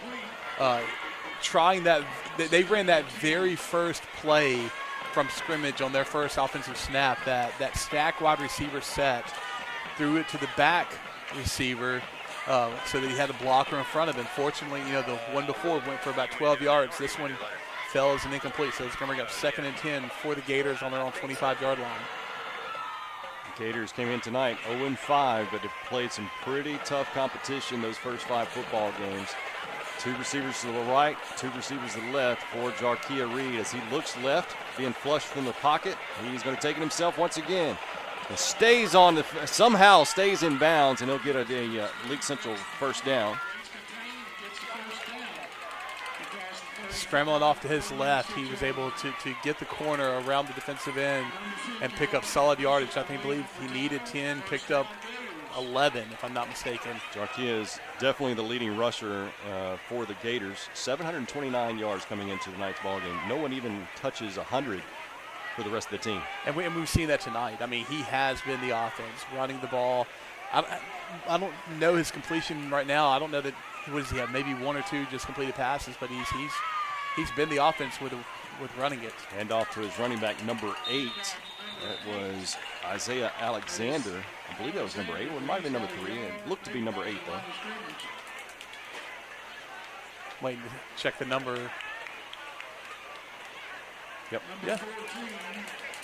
So no gain on the play, so 2nd down, 10 to go. 6 minutes, 5 seconds remains here in the first half. Knights lead 29-6 from the Premier Peyton Body scoreboard. Yeah, the entirety of the offensive production for Leake Central has come on the back of the defense so far. Jarkia Reed swings it out left. Open receiver. Completion is made up to around the 45-yard line. They're going to mark him about maybe a yard, maybe 2 yards. It's going to be about 2 yards shy of the first. It's going to bring up 3rd and 2 from their own 45-yard line. Need to get to the 47. Still a very young team for the Leake Central Gators. I was looking at that. They only have just a couple of seniors starting on the offensive side. At least they have 4. Down 2 real quick. Reed puts in the hands of his running back. Nothing I do not. there. Yeah, he might have lost a yard. Yeah, they're going to mark him with about a half-yard loss, so that's going to bring up 4th and about 2.5. But yeah, anyway, so they've got 4 seniors on the offense, 3 of them being offensive line. So as far as their skill positions go, you've got a wide receiver, and that's it. On the defensive side, they've got 3 starting seniors 1 defensive lineman, and 2 defensive backs. So they're going to come back with a lot of experience next year. 4th down, 3 to go for the Gators. 2 receivers right, 2 to the left. That one of those receivers on the left are in a stack formation. You got to key on Reed here. And there it is. He's trying to run it, try to draw. Pocket, and he is tripped up there around the line of scrimmage. And they're going to mark him for a loss of about 3 there. So the Knights will take over once again on the Gators side of the football field. If I knew what was coming up here, you know that they knew on the field what was coming as well. Definitely. I mean, we've already been talking about it. Reed has been the offense for the last 5 games, and he has been the offense tonight. So great job by the Knights spying on him, not letting him be the one to beat them, not letting him be the one to convert on that 4th and 3. So the Knights have got a 3-yard touchdown run. I'm sorry, a 5-yard touchdown run. Yes, a 3-yard touchdown run as well. 21-yard touchdown run by Jackson Parker and a 4-yard touchdown run by Moore. You have 4 minutes, 22 seconds to put another score on the board here. Jackson Parker rolls out left, looking, still looking, may have to actually run. Yeah, he pulls it down to run to the 40, inside the 40, around the 37-yard line, and that'll be about 3 yards shy of a first down. He was looking to throw the ball, but everybody was covered downfield. So great job by Parker to tuck the ball, pick up solid yardage, and that's going to bring up 2nd and about 2 for him on the Gator 42-yard line, having to get down to the 40. Pistol formation from Parker and Grant behind him. Grant will get the handoff, and he trips up right there at the line, but he falls forward for looks to be like a first down. Yes, it is. Yeah, that turf monster jumped up and got him there. But even when he makes mistakes, he manages to cross the line to gain. You know, we haven't mentioned this during the actual game. I know we mentioned it during the pregame, or actually before that. The field conditions for the West Lauderdale Knights here tonight. The field is very wet. It might not be raining now, but it has rained every day. You know, what happened to that 10 days in a row without rain? But it has rained every day this week, besides today. Here's a long pass attempt by Parker and knocked away by the defender, number 29. Outstanding play. Brett Busby is with him. The defender is down. He appears to be hurt. That is, do you see a number? It's his left, looks to be left ankle, but he gets up. He's fine. Yeah. Hey, there you go. Cool. It worked out for him. But no, Lee, what you were talking about, I mean, right now it is 73 degrees and clear skies. It is a beautiful night. But we have taken a lot of rain here at the Kingdom over the last several days, as recently as yesterday afternoon. And it's like I mentioned in the pregame, when I was walking up to the stands here. You know, we said just a few moments ago he got up on his own, but he is back down. He tried to make it off to the sideline, but he did not make it. He's about 3 yards shy from getting to the sideline, and he fell right back down. So we're going to take a timeout for an injury timeout. 3:17 remains here in the first half. 29-6 in favor of the Knights. We'll be back on Q101.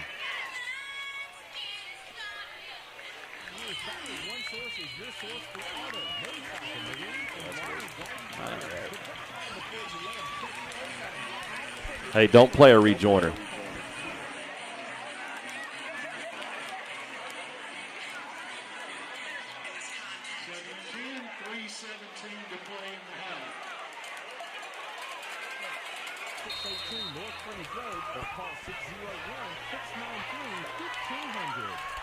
Second down and 10. Knights hand off to J.J. Grant inside the 20 to the 15, near the 10-yard line. That was a huge run by J.J. Grant from the 35-yard line all the way down to around the 10. All right, I see 2 things happening right now. 1, you've got a flag on the play. 2, Grant limping off the field right now. He went down awkwardly, got a little twisted on the tackle. He runs off, able to run off to the sideline and is on. But Collins does come in to replace him, and the penalty itself is going to be a block in the back against the Knights. So that is going to negate the 20-yard, close to, 25-yard run. The block in the back did happen downfield, and that is a 10-yard penalty from the spot of the foul. So as it sits, it's going to go 2nd and short from about they're going to need about 2nd and 1.5 from the 26-yard line, 26.5. Having a little fun with some fans in the stand. Yeah. 2nd down 2, like you said. Hand off to Caleb Collins. Gets a first down to that far side to the 20, to the 15, to the 10. Collins going to be at the 5, and touchdown West Lauderdale. Collins on 26-yard touchdown run. Able to pick up the first down right up the middle. Saw a hole to the outside, able to cut outside, and right around the 20 cut it, and the rest was history. He just outran everybody else in the corner of the end zone, as that is going to be his first touchdown of the night. Swinging gate already closed, so they are lined up in the traditional extra point formation. If you go back and look at it, that's 2 straight big runs. I know one got called back for a block in the back. Cooper Luke, once again, here you go, flirting with that right side. I'm sorry, I jinxed him, didn't I? You did. I jinxed him by saying perfect, but you can't get them all in there, Cooper. That's a good job, though. Great try. 35-6. The score will remain with 2:45 remaining in the first half as we look at the Premier Paint and Body scoreboard. This is Q101.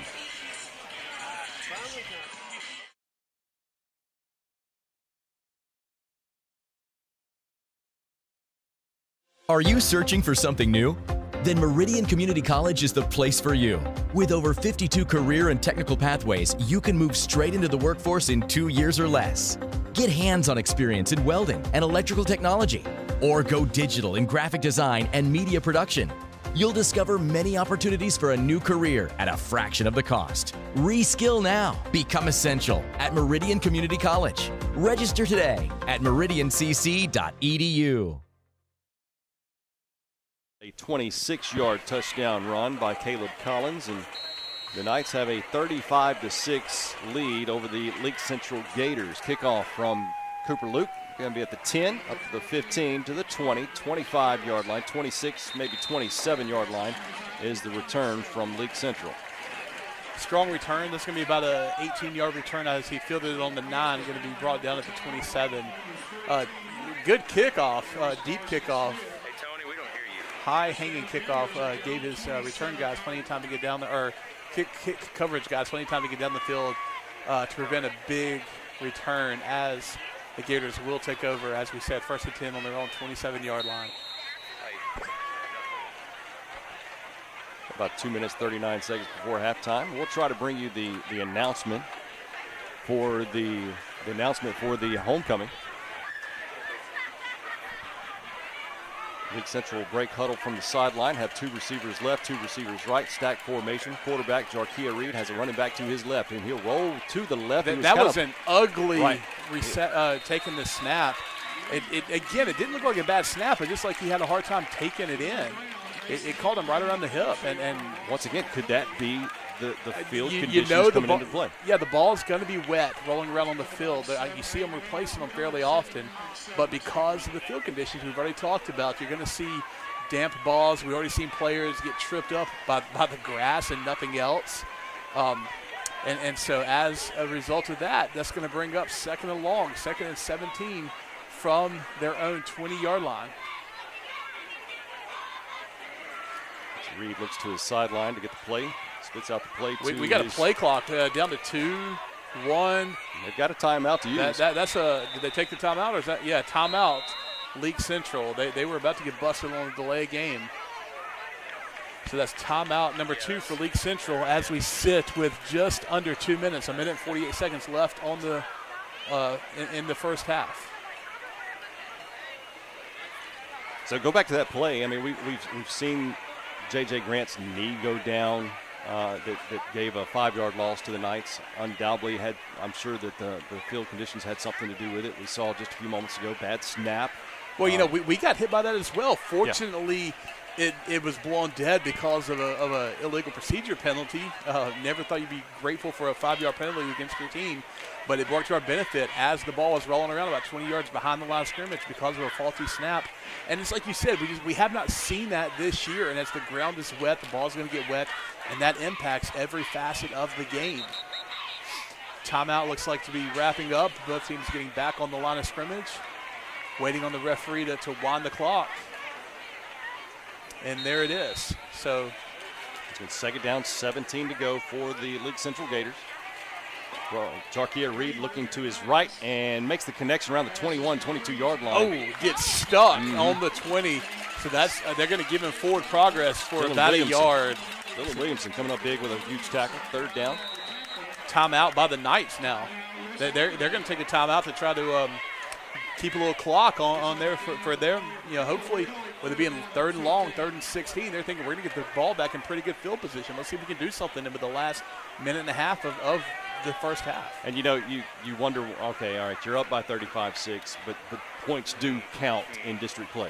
They do, and also it's the first half. I mean, you're not trying to shave points, at this point in the game because anything can happen. Don't believe me? Go back and look at the Meridian game when we were up by 30 with like 20 seconds to go. No, I'm sorry, it was like 3 seconds to go in the first half, and West Lauderdale wins by 3. So you never want to take the foot off the gas in the first half. Now, obviously, deeper into the game, when you realize the game is well under control, you want to have good sportsmanship. You don't want to embarrass anybody. But in the first half, anything can happen. It's obviously the game is not anywhere near over, so you want to make sure you've got a strong lead as best as you can. 3rd down, 15 for the Leake Central Gators. One receiver to the right, one to left, 3 to the right, and it's gonna be a swing out pass. to his running back, and only a pickup of a yard, maybe that. I don't even know if they give him a yard. Right, So it's going to bring up 4th down. You got West Lauderdale already taking a timeout again. Is that their 2nd or 3rd timeout of the half? I don't believe they had taken one before this drive. So, anyways, timeout West Lauderdale. So they're going to get the ball back. You got 1 minute and 27 seconds now on 4th and long. So they're going to punt the ball away, most likely. More than likely get it around 45-yard line of their own. And with them being on the 22-yard line, something like that, you haven't seen strong punts so far. Have they punted once or twice so far this half? I think just once, but I was watching him in pregame as well. He had a decent leg, but nothing to write home about. So you got to think it's going to be close to having the ball in the positive side of the field. One of the things that hindered number 45 from that punt the first time he put one in the air was there was about 4 black jerseys in his face. So. Absolutely. So you got to think, I mean, they're probably coming after it right here. And standing at his 10-yard line, so definitely probably so here. Waiting to snap. High snap. Brings it down. And punt gets out of there. A short punt. Again, that's going to be – took a little bit of a Leake Central bounce to the 47-yard line of Leake Central. So the Knights will have less than 50 yards to go with 1:17 left here in the first half of play. Minute and 17 seconds. 1 timeout. 47 yards to the end zone. So, yes, we were about on cue when we said they're probably going to get the ball right around midfield. So this is – West Lauderdale, by and large, pretty much all night has had pretty good field position. They've had a couple of long drives, but they haven't been pinned deep at all tonight. Last drive, we did say that J.J. Grant kind of came back on the sideline with looked to be a leg, but he's back on the football field as he flanks Parker to his right. Flag comes in. That was behind. Is that going to be an illegal substitution again? Yep, it is. They've got 12 men on the field. 1, 2, 3, 4, 5, 6, 7, 8. So do they have 13 guys on the field? It's a lot of white jerseys on 7, that 8, football 9, field. 10, 11. All right, 12 I think I'm counting, and I'm still counting 12. Nobody's come off the field yet. 2 guys are coming off. So, all right, one now, turned now around. one decided to all come right, up. so it was 12. Nope, there goes another. So they did have 13. All right, so I was right my first count. So that brings up 1st and 5 from the Gator 42-yard line. Parker looks to his right, shoots out to Busby, and Busby makes the connection there. The 35, makes a man miss. 30, 25, still on his feet near the 20, out of bounds, and that stops the clock as well. They can mark him out right at the 20-yard line. So great 1st and 5 play from the 42-yard line, and that's going to go down as a 20-yard passing catch for the Knights. So that's going to go 1st and 10 on the Gator 20-yard line. Minute and 7 seconds left on the clock. 2 receivers right, 1 to the left. Parker waiting the snap. Parker rolls out to his left, looking toward Wyatt Castle's way, and Castle makes the reception at the 15-yard line. Enough for a 5-yard pickup. Just under a minute to play in the first half. Ball's going to be set on the near side hash mark, on the left hash mark, as we're down to about 47, 46 seconds left in the first half. West Lauderdale electing not to take their timeout here. 2 receivers right, 1 left. Early movement, though, for the Knights. I believe that was Castle that jumped off. And usually if it's a skill position player, if you're jumping, then it's probably going to you. Yeah, and even more so, yeah, he's coming off and getting an earful right now because that far away, you have a hard time hearing the snap count anyways. You have to be watching the ball. And he wasn't. He got a little antsy, and it happens to all of us. We've all been there before. But what that does is brings up 2nd down and 10 from the 20-yard line. Parker will hand it off to Grant to the 15, to the 10, near the 5, and the ball comes free again and go into the end zone. But can you? They're going to mark him touchdown. No, it's going to be touchdown. He did recover it in the end zone. So that's going to go down as a 19-yard carry, fumble, recovered in the end zone. Who recovered it? That was Gunnar Knapp that recovered the football in the end zone. So very unorthodox, but Gunnar Knapp getting in the scoring column as well tonight. 41-6, and we are not to the halftime yet. Gunnar Knapp. What would you call that as the official call of the play there? That is a 19-yard carry for Grant, and technically a 0-yard carry for a touchdown. Luke with the extra point attempt. Once again, flirting with that upright right side. He is wide right again. I knew I jinxed him. I did. I jinxed him going into the coaches show this past, or when it was recorded. I wanted to highlight how well he's been doing, and I guess I jinxed him. But Cooper Luke, once again, wide right. 41-6, though, as the Knights have a 41-6 lead, 25.9 seconds away from halftime. We'll be back on Q101.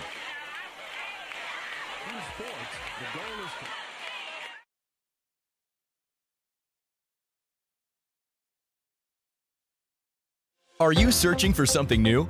Then Meridian Community College is the place for you. With over 52 career and technical pathways, you can move straight into the workforce in 2 years or less. Get hands-on experience in welding and electrical technology, or go digital in graphic design and media production. You'll discover many opportunities for a new career at a fraction of the cost. Reskill now. Become essential at Meridian Community College. Register today at meridiancc.edu. That was a squib kick, and that's recognizing what you got on the scoreboard. You've got 25 seconds, and you've got a defense who has been pretty much lights out so far tonight. So the last thing you wanted to do was to give the Gators an opportunity to break a big kickoff return. And it looks like we had 2 penalties on the field there, both of them against the Knights. One of them was illegal substitution, so possibly having 12 men on the field, and the other one was illegal procedure by kicking it out of bounds. So the Gators are going to take over on their own 35-yard line, again with right at 25 seconds left in the first half. Trot out with 2 receivers to the left, to the right. Not a stack formation this time. Quarterback Jarkia Reed looks left, looks right, and then he's decides to swallow run, it up. But probably should have got rid of it. Mon Cole has another sack in this season. I don't know if that would be actually considered a sack, but 5-yard loss. So you got to think that they are. Did he pull it down and run? Can we call that a sack? Yeah, you got to call it a sack, but his helmet came off, so he had to run off the field. So basically what that means is they are not going to take another snap between now and the end of the half. As the clock runs down 3, 2, 1, and that is going to be the end of the first half. 41-6, the Knights have an outstanding lead going into halftime. First game of the district games. And the Knights have an astounding lead, 41-6. So we'll come back with a halftime show. Once again, the halftime show being brought to you by Alpha Insurance Agent Will Sweat, as well as Meridian Mattress Factory. 41-6 as we look at the Premier Paint and Body scoreboard in favor of the Knights. We'll be back on Q101.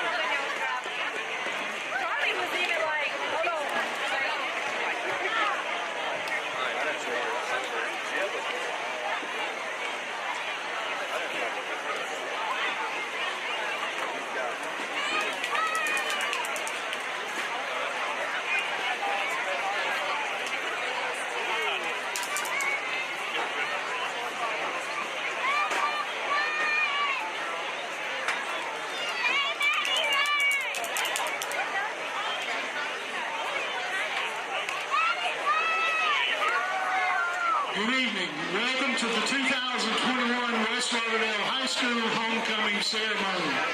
After a school-wide nomination and voting process, these students were selected by their peers to represent their respective grade levels. Starting our parade of representatives tonight, Miss West Lauderdale High School, Aslan Shirley. Aslan is the daughter of Ben and Charissa Shirley of Meridian.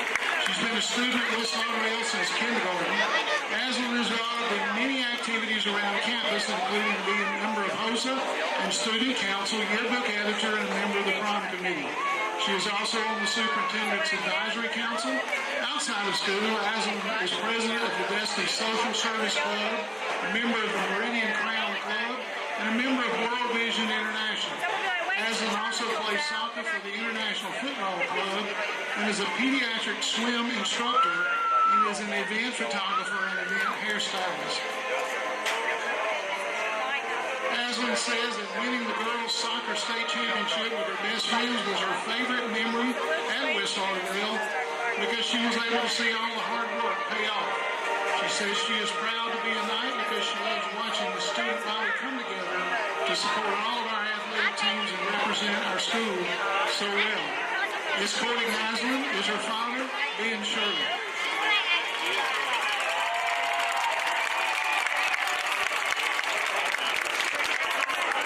Our first set of junior court members is Colin Smith and Ian Castleberry. Collins is the daughter of Jason and Kimberly Smith of Collinsville. She's 5 years old and in kindergarten. Her favorite movie is Frozen. Collins enjoys playing with her brothers and friends and learning new things at school. Most of all, she enjoys snuggling with her daddy. Collins most admires her pops because he gave her the best hugs. When she grows up, Collins wants to be a nurse so she can help people when they are sick.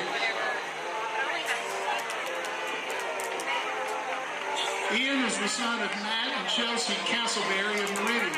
He is 5 years old and is a kindergartner in Miss Clay's class. His favorite movie is Spider-Man. Ian enjoys playing soccer and baseball and traveling with his family. Ian most admires his daddy because he's warm and cozy, and when it snows, he pushes him down the hill on the sled. When he grows up, Ian wants to be a doctor or a superhero. Our second set of junior court members is Maddie Ryan Clay and Hudson Davis. Maddie Ryan is the daughter of Ryan and Emily Clay of Liberty. She's 5 years old in Miss McIntyre's kindergarten class. Maddie Ryan says her favorite movie is Toy Story. She enjoys gymnastics and soccer and playing with her Barbies and baby dolls. She also enjoys taking care of her cows with her pops and daddy. Maddie Ryan says she admires Jesus because he died on the cross for our sins. When she grows up, Maddie Ryan says she wants to be a teacher like her mommy. Hudson is the daughter of Doug and Sherry Davis of Meridian. He's 5 years old and is in Miss McIntyre's kindergarten class at West Lauderdale Elementary. He likes to play soccer and baseball. He also loves going to Awana at his church, Fellowship Baptist, and he loves to play with his friends. Hudson most admires his daddy because he cooks good food, takes him fishing, and has Nerf gun battles with him. Hudson says his favorite movie is Jurassic Park. When he grows up, he wants to be a dinosaur trainer. Following our junior court is our underclassmen football maid, Kennedy Franklin, and her escort, Drew Willis. Kennedy is the daughter of Brandon Franklin and Ashley Gray. She's a junior here at West Lauderdale, where she's a member of the National Honor Society and Student Council and is treasurer of HOSA. Kennedy is also a member of the varsity volleyball team. Outside of school, Kennedy attends Northcrest Baptist Church, is a member of the Queen City Athletics volleyball team. In her free time, she enjoys hanging out with Jackson, playing backyard volleyball, decorating cakes, and cooking out with her family. When asked why she's proud to be a Knight, Kennedy said it was because the students at West Lauderdale are always supportive towards one another, especially in our athletic events. Drew is the son of Marcus and Clancy Lewis of Collinsville. While at school, Drew is a member of the West Lauderdale baseball team, the National Honor Society, and FCA. He attends First Christian Church in Meridian, and his free time he enjoys playing baseball, hanging out with friends, and playing Xbox. Drew Drew says that running out to the golf pile after winning the baseball state championship is his favorite West Lauderdale memory. Drew's Nana is the person he admires most because she's always there for him with support and encouragement. Representing our freshman class is Glorious Johnson and her escort, Caden Peoples. Glorious is the daughter of Shiloh Johnson and Mitchell Fedford. She's attended West Lauderdale for 5 years. Glorious enjoys taking road trips with her family and going out with her friends. The person Glorious most admires is her mom because of her unconditional love and her patience. She's also very humble and teaches her how to be humble toward others. When asked why she was proud to be a Knight, Glorious said being a Knight promotes love, value, respect, and setting high standards. Caden is the son of Tuxie and Kim Peoples of Collinsville. At school, he's a member of the West Lauderdale baseball team and basketball teams. Caden was chosen Mr. West Lauderdale Middle School last year. Outside of school, Caden is a junior usher on the junior usher board at his church and is a member of the Meridian All-Star baseball team. In his spare time, he enjoys playing baseball and basketball, working out, and hanging out with his family and friends. Caden says that he's proud to be a Knight because, in his opinion, West Lauderdale is great in everything we do.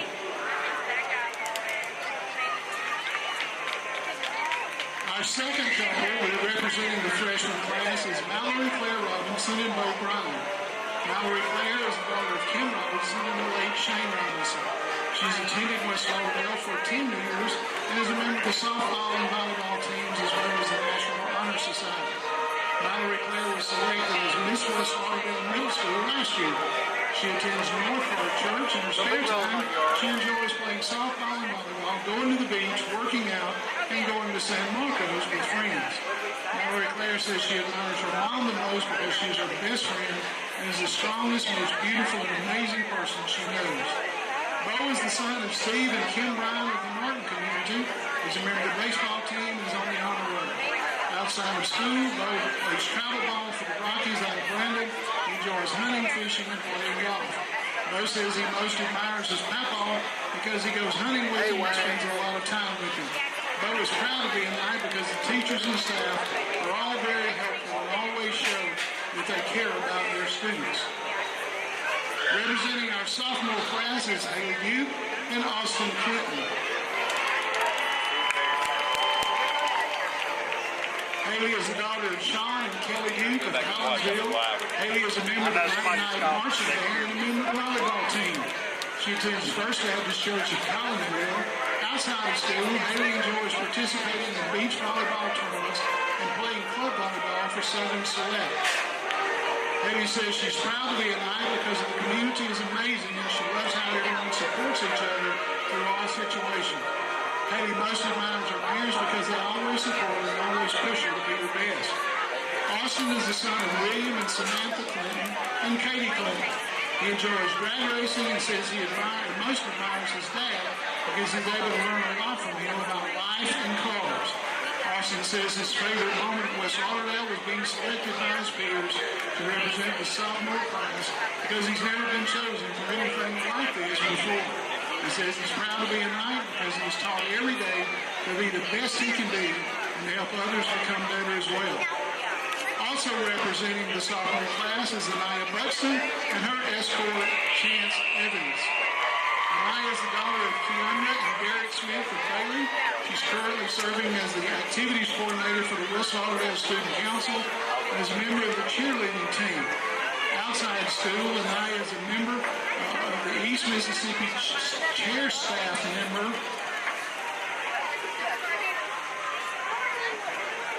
And cheers with East Mississippi All-Star Cheerleading. Her hobbies include art, cheerleading, music, and shopping.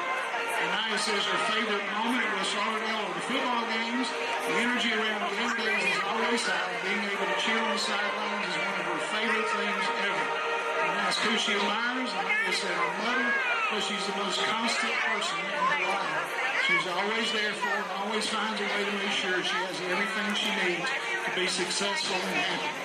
Chance is the son of Cassie Thomas and Kurt Evans of Collinsville. Chance is a member of the Mighty Night Marching Band and enjoys singing and playing instruments. Chance says he most admires his mother because she makes so many sacrifices for him and others every day. He's proud to be a Knight because he's given many opportunities at West Lauderdale, and he appreciates the instruction and academics that are offered. Representing our junior class is Addie King and Drew Eats. Addie is the daughter of Chris and Sharon King of Collinsville. She's attended West Lauderdale for 12 years. Addie is a member of the National Honor Society and yearbook staff. She's a member of the Dusty Social Service Club and attends Pine Forest Baptist Church, where she's a member of the youth group. In her spare time, Addie enjoys hanging out with her friends and family and going to the beach, shopping, and watching Netflix. Addie most admires her Uncle Jamie because he's hardworking and always supportive of her. He always sets a good example for her and for others. And when asked why she's proud to be a Knight, Addie says the community and the people here hold a special place in her heart. Drew is the son of Michelle Eats and the late Dale Eats of Collinsville. He's a member of the archery team, esports team, academic team, and the National Honor Society. He's a member of the youth group at Midway Baptist Church. His hobbies include archery, reading, playing ultimate frisbee, and spending time with family and friends. Drew's favorite memory of West Lauderdale is ranking in the top 100 archery scores in the state of Mississippi. He says he's proud to be a Knight because he feels like we are all one big family. The second couple representing the junior class is Zoe Clymer and her escort, Isley Jackson. Zoe is the daughter of Mike and Melody Clymer of Collinsville. Zoe is a member of the Mighty Knight Marching Band and the West Lauderdale Cross Country and Track Team. She's an FCA member and member of the academic team and the National Honor Society. She attends Jubilee Mennonite Church. Outside of school, Zoe enjoys running, being in nature, traveling, spending time with her family and friends. Zoe's favorite moment at West Lauderdale was when the cross-country team won the state, was the state runner-up because she knew the teamwork and dedication paid off. She admires her brother the most because he's so good at listening and understanding others, even when they have different experiences than him. So he's proud to be a Knight because we have amazing teachers and we strive for excellence in everything we do. Brysley is the son of Hansel and Thelma Jackson of Collinsville. He's a member of the basketball team, the National Honor Society. Outside of school, Brysley enjoys playing basketball, watching television, and listening to music. Brysley says he most admires his pastor because he's strong-willed and a man of God. He says his favorite West Lauderdale moment is being able to represent his classmates on the homecoming court 2 years in a row. Representing the senior class is Jasmine McDonald and Jalen Rose. Jasmine McDonald is the daughter of Timothy and Amanda McDonald of Collinsville. She's a member of the West Lauderdale Lady Knights basketball team and treasurer for the National Honor Society. Outside of school, Jasmine attends New Era Baptist Church and participates in Sarah's Daughters. She's also vice president of the Deb's Social Service Club. Her hobbies include spending time with her family, serving her community, and being with her friends.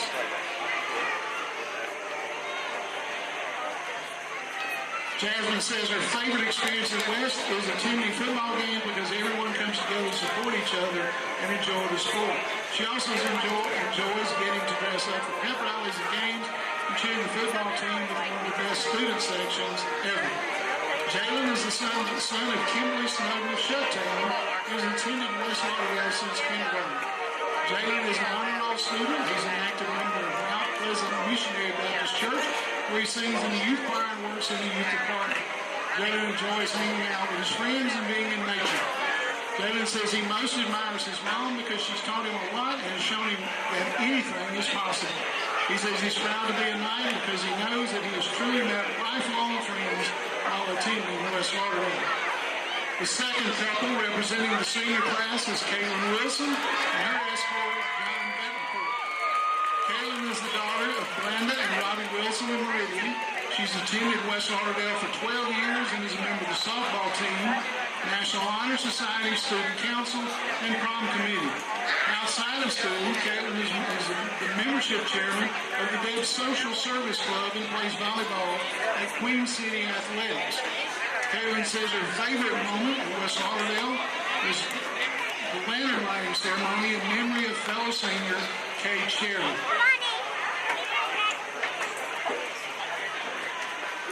Kaylin Kayla says she most admires her dad because she's always been her best friend and biggest supporter. He is the funniest, most hardworking, and most caring person she knows. John is the son of William and Guadalupe Betancourt of Collinsville. John is a member of the soccer team that runs cross country for West Lauderdale.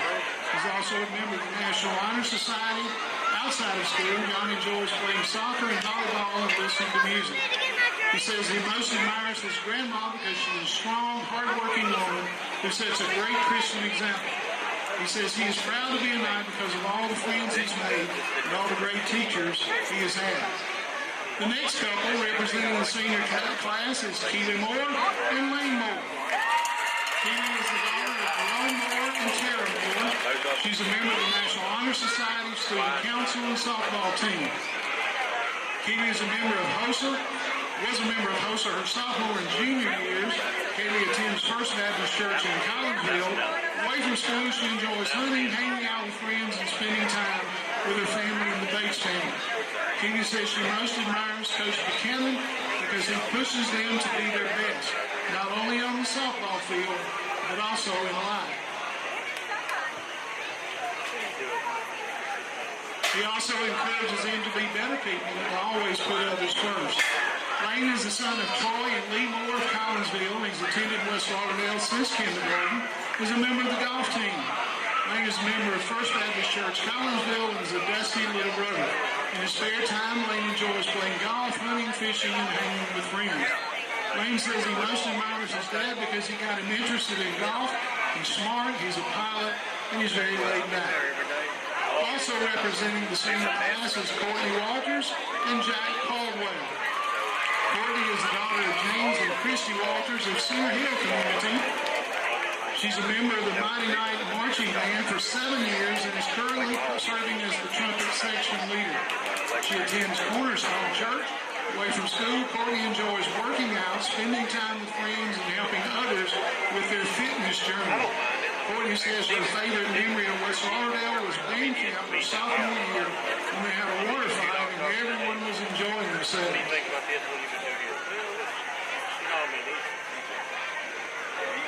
Jack is the son of Christy Christopher and Greg Caldwell. He has attended West Lauderdale for 10 years and is a member of the Student Council. Jack enjoys hunting, fishing, spending time with his friends and family. Jack most admires his dad because he's a great role model and would do anything for him. He says he's proud to be a Knight because we have a great community and he's thankful for all the friendship he's made. The final couple representing the senior class is our senior football maid, McKenna Clay, and her escort, Riley Taylor. McKenna is the daughter of Brock Clay and Kyla Smith. McKenna's attended West Lauderdale since kindergarten. She's president of the Student Council, vice president of the FFA. She's also a member of the Superintendent Student Advisory Council and the National Honor Society.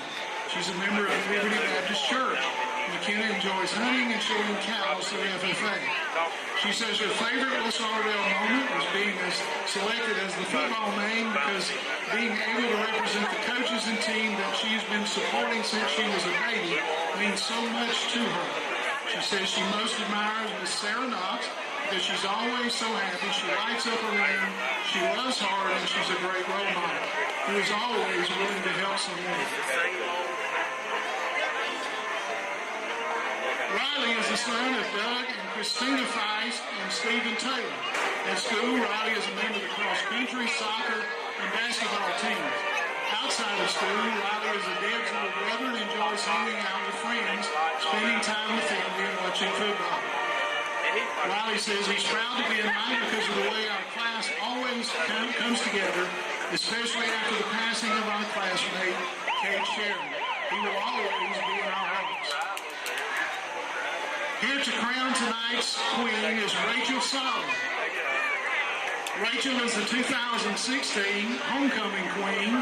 Since finishing high school, Rachel has received a bachelor's degree in kinesiology from Mississippi State and is pursuing her doctorate degree in physical therapy at the University of Mississippi Medical Center.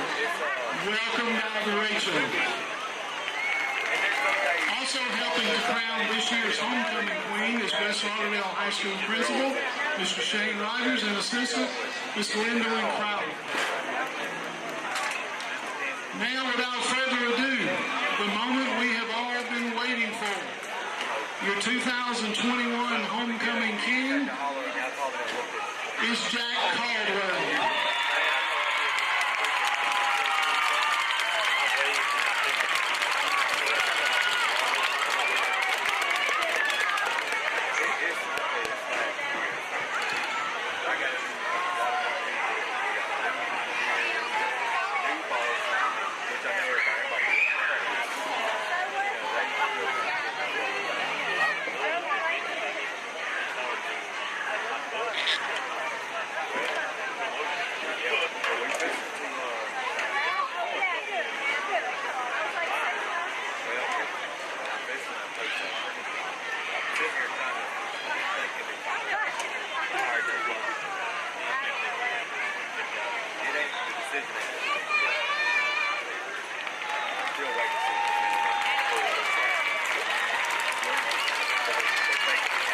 Ladies and gentlemen, your homecoming king, Jack Caldwell.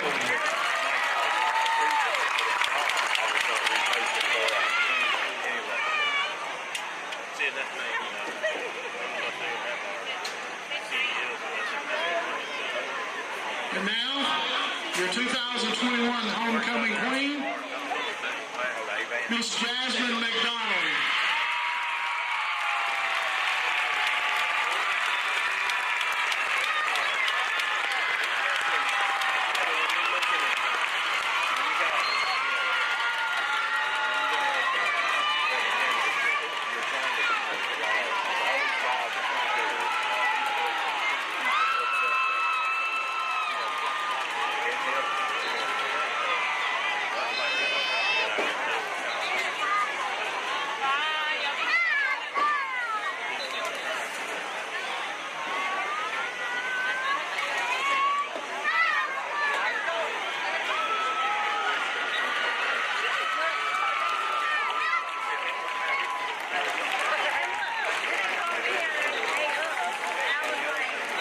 Ladies and gentlemen, your homecoming queen, Miss Jasmine McDonald.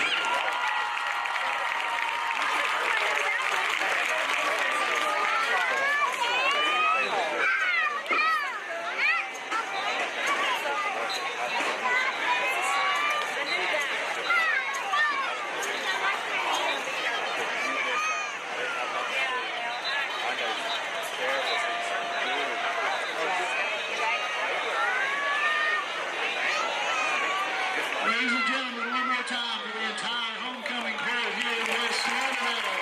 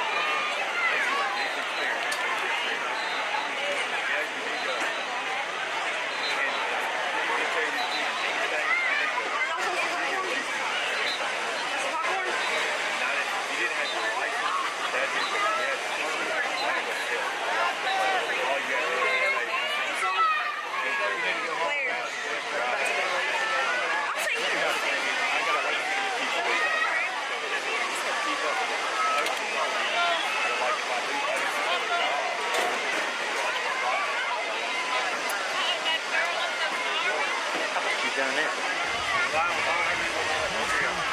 can hear you talking. This will be power the whole time. I'm trying to. Your mic's right there. You're the thing where you couldn't hear us. Your mic is right there. Get a line for a job. Yeah, yeah, that's what I thought. I said, well, we can get started this time. We're just talking about possible future jobs.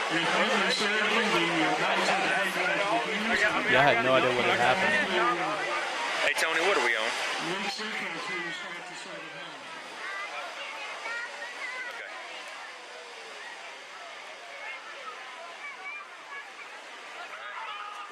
Who's hot?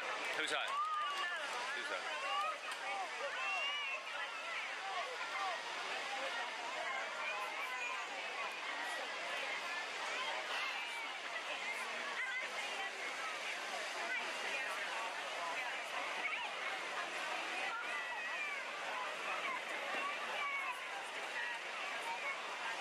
Helicopter taking off. Yep.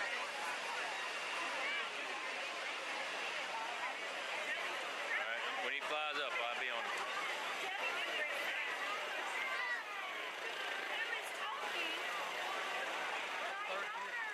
There he goes.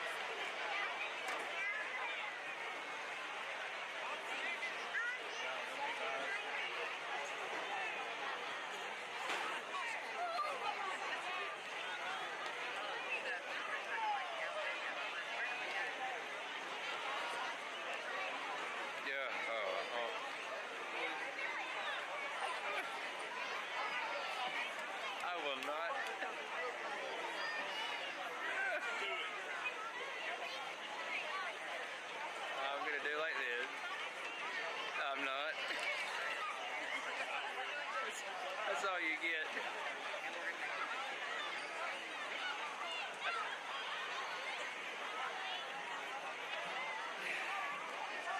Oh, wow. Yeah, I'm losing it.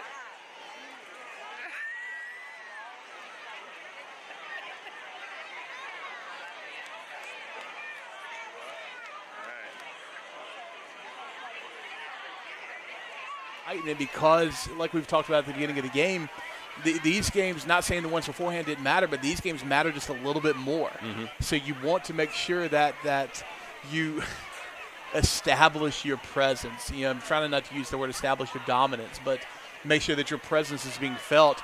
And with that being said, we are lined up for the kickoff here in the second half.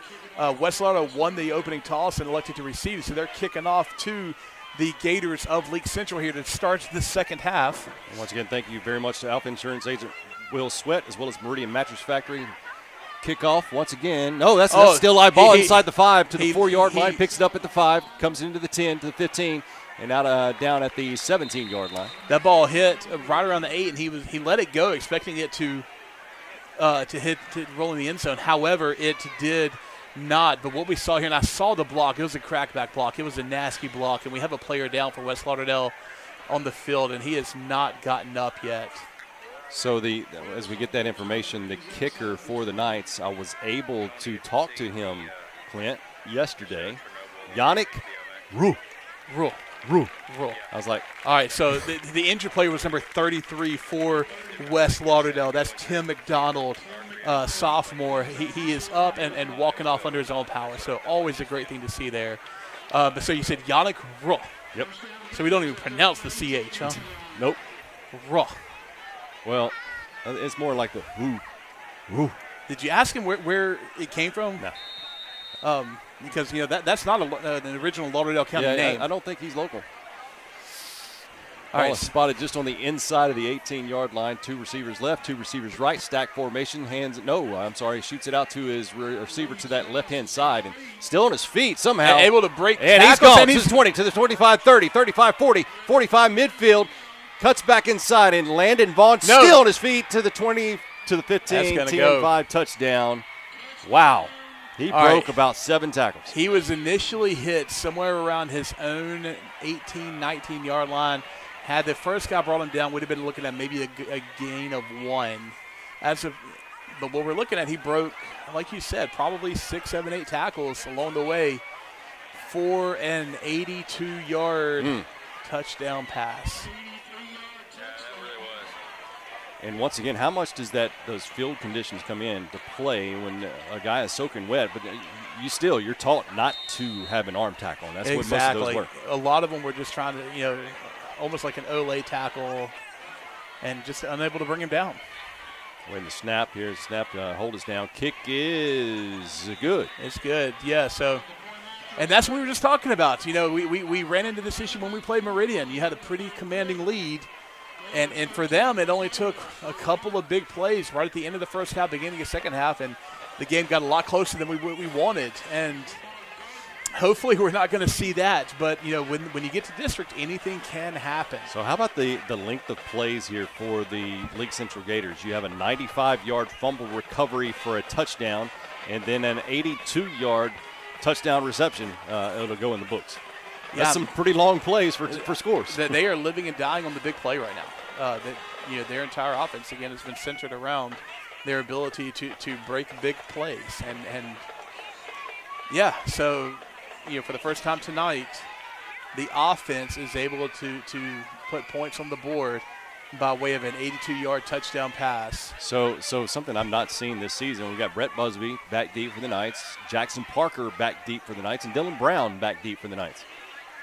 Grant normally is playing as a deep man, and you're right. So, all right, so you're down big early in the third quarter. Are you already thinking pooch kick, maybe onside? Well, if you want to try your hand at getting back in the game, I think you're going to have to. Here's a kickoff attempt, and it is a squib kick. Going to come down to the 25-yard line. Picks up Dylan Brown to the 30, to the 35. Going to be outside the 35 to about the 37-yard line. Good return. Like I said, there's a squib kick, just a low punch kick, rolled it down. Picked up by Dylan Brown. He does a good job getting it back up to about the 37, 38-yard line, and that's where the Knights are going to take over 1st and 10. Knights are huddling up on the sideline. Leake Central already on the field. Once again, Knights moving right to left. First drive of the second half. They lead 41-13 with 11:05 left here in the third quarter. They had very little trouble moving the ball in the first half, right. So we're going to see coming out whether the Leake Central Gators were able to do anything in the locker room, make some adjustments, maybe slow down this high-powered, high-octane offense. Snap goes into the handoff goes to J.J. Grant. J.J. gets outside the 45. The late flag comes in. This may be coming back. Parker already knows it. It's coming back. Going to be holding against the Knights. Did you see him pleading the case to the referee before he actually made the call? No, he already said he's ready. He's like, come on back. But still, you got to have at least a little, hey, are we sure we want to call that? I mean, come on, let's let it go. But as it stands, because of the penalty, as they mark it back, it's going to be 1st and about 19. Yeah, from the 29-yard line of the Knights. This has been a pretty mistake-free ball game, aside from the fumbles tonight. Yeah, I mean, pretty mistake-free for the Knights. 2 receivers to that right-hand side for Jackson Parker, and also J.J. Grant lines up to his right as well. Hunter Moore there on the left-hand side of the offensive line, and it's an H-back. There's a snap looking right, throws right. Brett Busby with the reception. Brett's got a couple of guys hanging on top of him, thrown down hard. Did the ball come out there at the end? No. All right, they were bouncing around like it might have. Only a pickup of 2 yards, so you're looking at 2nd down and 18. 2nd down and 17, maybe? 2nd down and a lot. Yep. For the Knights as they are getting lined up for the play. And that's the thing about it, the Leake Central Gators, that is a big-time plus for them as 2nd down and long. They've not been able to stop the Knights pretty much all night tonight, other than the Knights stopping themselves. 2 receivers to the left for Parker. Parker hands off to Grant. Grant comes to this near side of the 35. Down right around the 41-yard line, so it's going to bring up 3rd down 7 for the Knights. Strong run for Grant there as he was able to cut inside to avoid a couple of would-be tacklers, finally being brought down after a gain of about, 8 or 9, something like that? Put it on the 40-yard line, excuse me, so it's going to bring up 3rd down and 8. But when you're looking at 2nd down and 17, 3rd and 8 is not bad. Collins checks in. Collins at the left-hand side. Looks to be early movement for the Leake Central Gators, so that'll give the Knights 5 yards. Is that number 5 for them, I think? So. Yeah, so they have had a hard time on the defensive side of the ball staying back until the snap. We say that they've had a hard time staying, but how good of a job does Jackson Parker do with that hard count? I mean, that's got to be something, right? Absolutely, and good discipline by your offensive linemen on the guys on the offensive side of the ball not to jump. 3rd and 3, Collins with the handoff. Collins with the 1st down midfield, still on his feet to the 45, inside the 45 to the 42-yard line. They'll actually mark him down to the 41. So good job, Caleb Collins. Caleb hit that hole hard and kept on going. When we went from 2nd down and 19 to now 1st and 10 from the Gator 41, again, you've seen a couple of mistakes, a couple of penalties, not a whole lot. Like you said, been a fairly clean game. But when we have had these mistakes that have put us, kind of behind the 8 ball from the, speaking of, yards from scrimmage, they've done a great job bouncing back. Parker looks to his left, throws left, and almost picked off. Is that a reception? Yeah, Hunter Moore. How about that? 2 times tonight. I believe the throw would have been going toward Gunnar Knapp. Hunter Moore, Johnny on the spot, somehow comes down with both of them. One in the first quarter, and now this one comes somehow Hunter Moore comes down with a reception after it was almost picked off. In the first half in the situation, it was just a pass that floated over the head of the intended receiver and fell into his left. That one was a tipped ball by the defensive back, tipped it up, and Hunter Moore was able to grab hold of it. Second down, 4 to go. Parker in a pistol formation, Grant directly behind him. Grant with a handoff inside the 30, still on his feet to the 25. Hold on to that football. To the 25-yard line is where they'll mark him down. That is enough for a first down. 9-10-yard pickup for Grant. Strong run by Grant as he's able to bring it down to about the 20. They got him, I think, right at the 25-yard line. 26. My math is correct. Then that's going to put him right at about 150 yards on the game so far. 150 and 2 touchdowns, I believe, for the night? A 5-yard touchdown run and a 3-yard touchdown run. And he was so kind, he even allowed someone else to score his third touchdown. Looking to pass is Parker. Parker's got a receiver. Oh, overshoots his intended receiver. I believe that was Wyatt Castle, intended receiver. Did not overshoot him by much. No. In fact, Castle had a bead on it. Good coverage. Parker put the ball exactly where it needed to be so that the defensive back had no play on it. And it just, again, one of those good pass, good coverage, good route. And it just wasn't meant to be on that play, but solid play all the way around on that. Receiver on each side of the field for Parker. Going in motion is Busby, and the flag stops everything. Looks like false start against the Knights, so that's going to make it second down and 15 at the Gator 25-yard line. Just under 7 minutes to play tonight in the third quarter. The Knights have a 41-13 lead over the Leake Central Gators. I'm going to be curious what they come out with right now because that was definitely going to be a jet sweep to the short side of the field. I did not see movement. Did you see that? I did not. I don't know if maybe he was it Busby that was running that? Mm-hmm. Maybe he had a little motion forward before he came in motion. I'm not sure.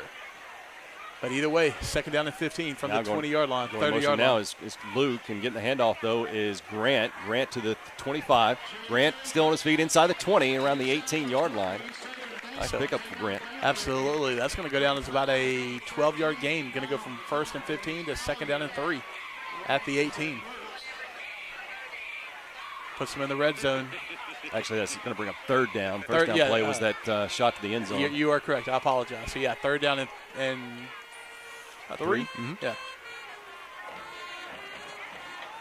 Busby lined up wide right. Luke wide left, and I believe that's Collins with the handoff. Collins to the 10-5, touchdown West Lauderdale. That is an 18-yard touchdown run by Caleb Collins, and that was freshman running back for the Knights. Touchdown run where I'm fairly certain he was not touched for the entirety of the 18-yard run. Great job by your offensive lineman to clear that hole. And again, I don't know that he had a defender lay a hand on him as he scampered into the end zone for his second touchdown of the night. His second, yes it is. Yes. Lined up for a traditional extra point. Let's see how this goes. Cooper Luke has been flirting with that wide right, and here's the extra point attempt. This one looks good.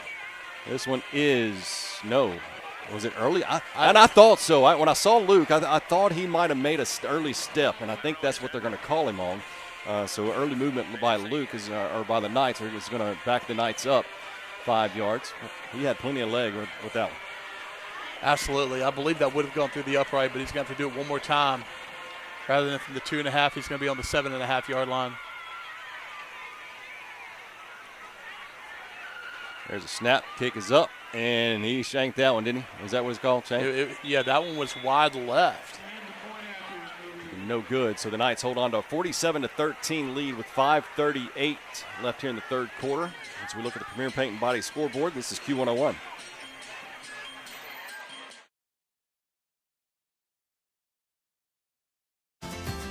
In life, some things just go together, like a burger and fries. And home and auto insurance from State Farm. Combine and save. In Meridian, talk to State Farm agent Chris McDonald today. Shelby and the staff in Collinsville plus a Citizens Bank or call 601-626-7608. Member FDIC. Your home for West Lauderdale football is on Q101 WJDQ Meridian. 18-yard touchdown run. Caleb Collins helps the Knights get to 47. Leake Central 13. Knights 47, Leake Central 13 as we look at the Premier Paint and Body scoreboard. Something about those penalty yardage for an extra point kicker. You think you got to put a little more leg in it whenever he's already got plenty of leg already. He could have nailed it.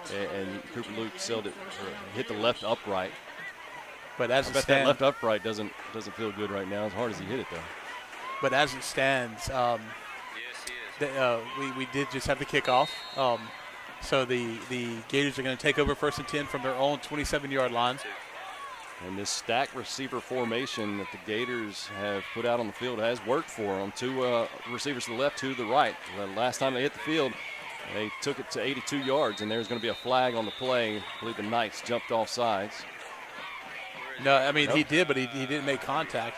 The left tackle, number 55, is the one who actually committed the penalty. So it's going to be 1st and 15 for the Gators on their own 23-yard line. So we have Caleb Collins with 2 touchdowns and J.J. Grant with 2 touchdowns on the night. And then pair that with Parker's touchdown, Gunnar Knapp's touchdown, Hunter Moore's touchdown. The Knights are 3 points away from scoring 50 again. So 1st down and 15 from the 22-yard line for the Gators in a 4-wide situation. Formation, running back to the left of the quarterback. There's a snap looking left is the quarterback. We have another quarterback in the game, number 13, and he is down inside the 15-yard line. Number 13 is your quarterback now, Bravion Harvey, sophomore quarterback, but he's standing at 6'1", and he's definitely not 150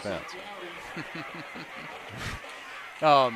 Yeah, he dropped back to pass and never even pretended like he wanted to tuck and run. So we already see a pretty distinct difference between him and Reed, the starting quarterback for the Gators.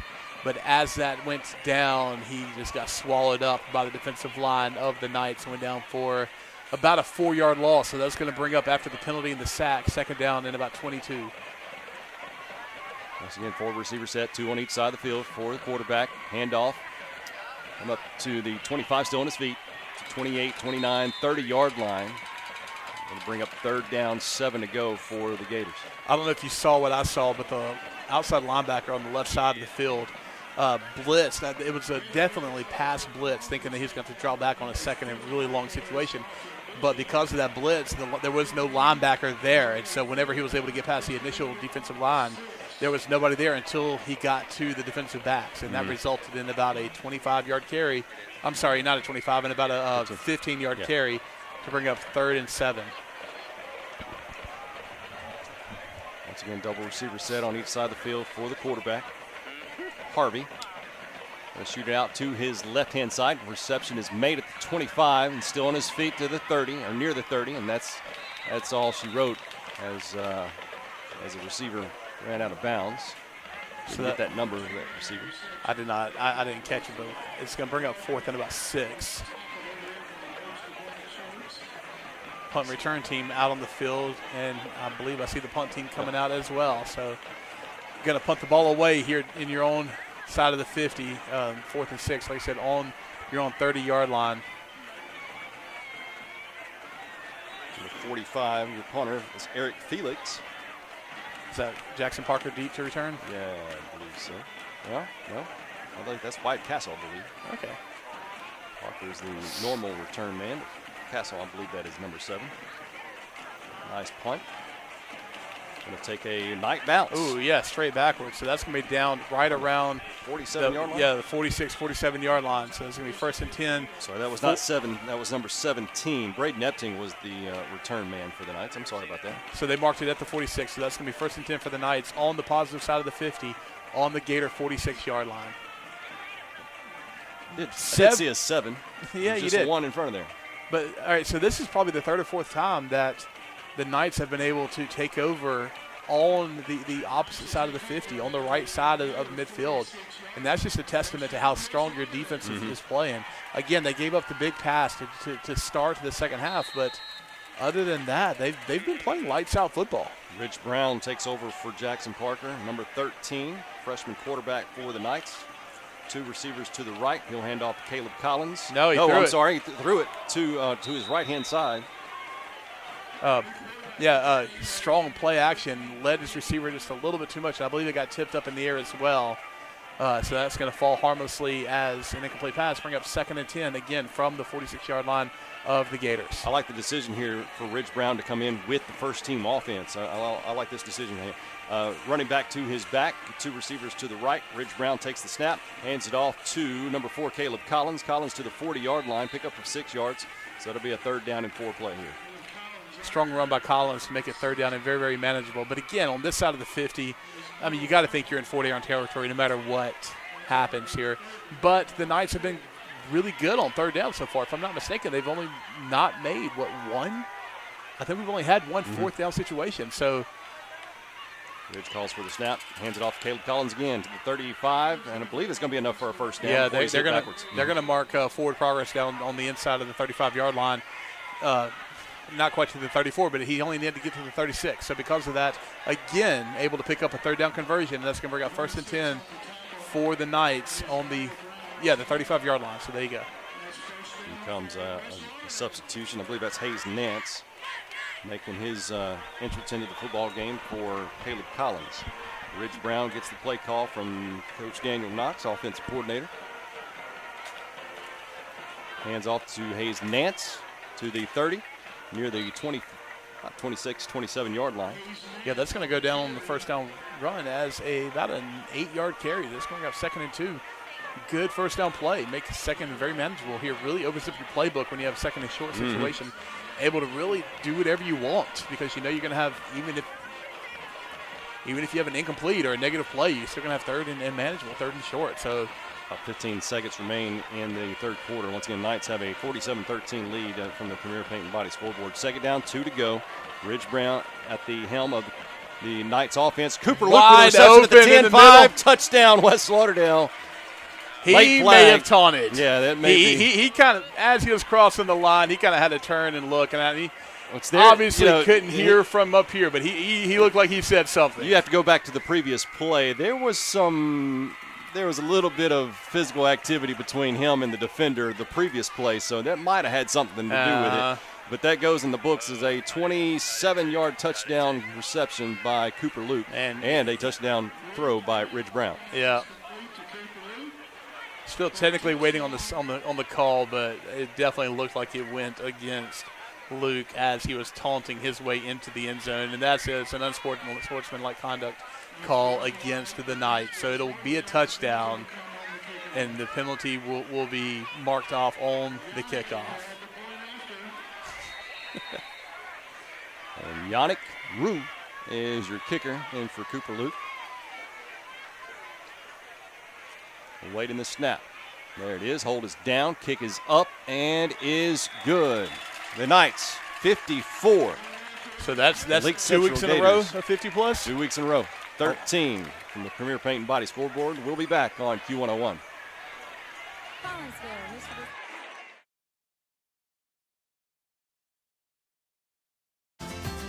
In life, some things just go together, like a burger and fries, and home and auto insurance from State Farm. Combine and save. In Meridian, talk to State Farm agent Chris McDonald today. About you and your community. Collinsville, Mr. Discount Drugs makes a difference. Also, our esports team. More Friday nights under the lights with the Knights are here on Q101.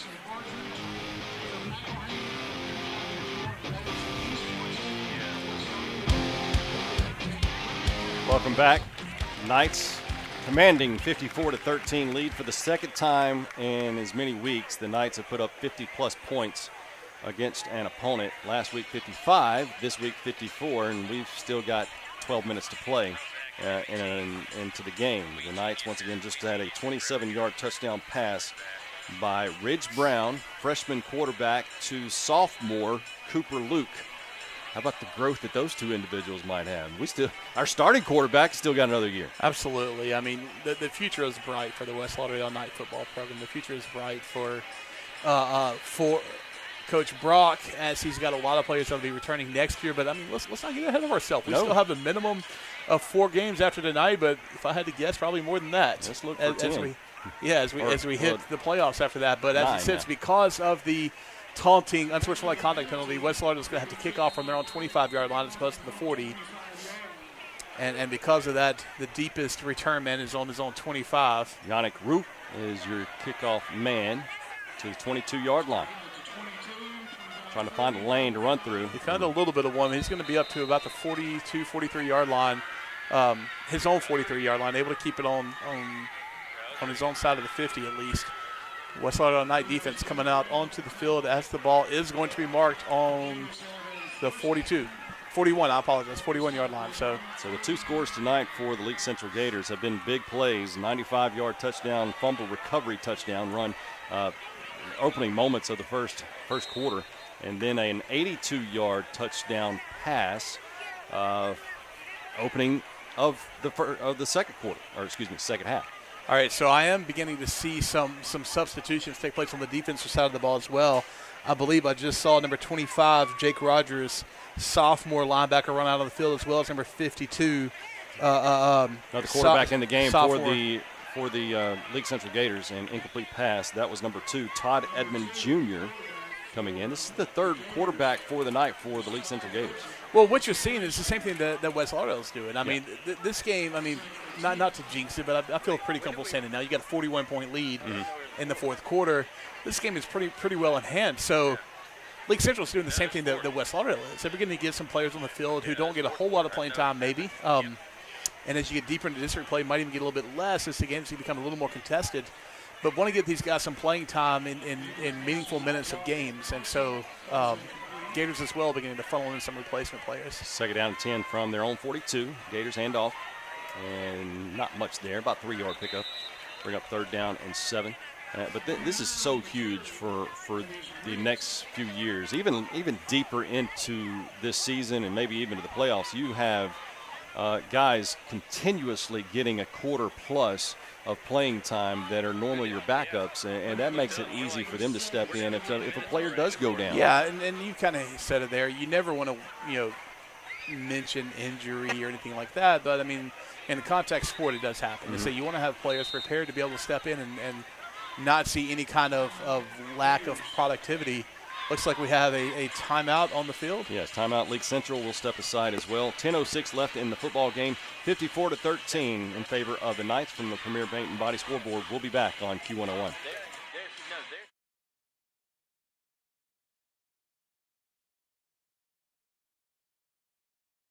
Hey, I'm Kirsten Lee, graduate of West Lauderdale and contract specialist for Senior Benefit Marketing. We at Senior Benefit Marketing have a combined 40 years experience in the senior market for life and burial insurance. We would love the opportunity to customize a policy just for you. Or maybe you're looking for a career option. We are always looking for people to join our winning team. Please visit our website at www.seniorbenefitmarketing.com. Go Knights! To go for the Leake Central Gators.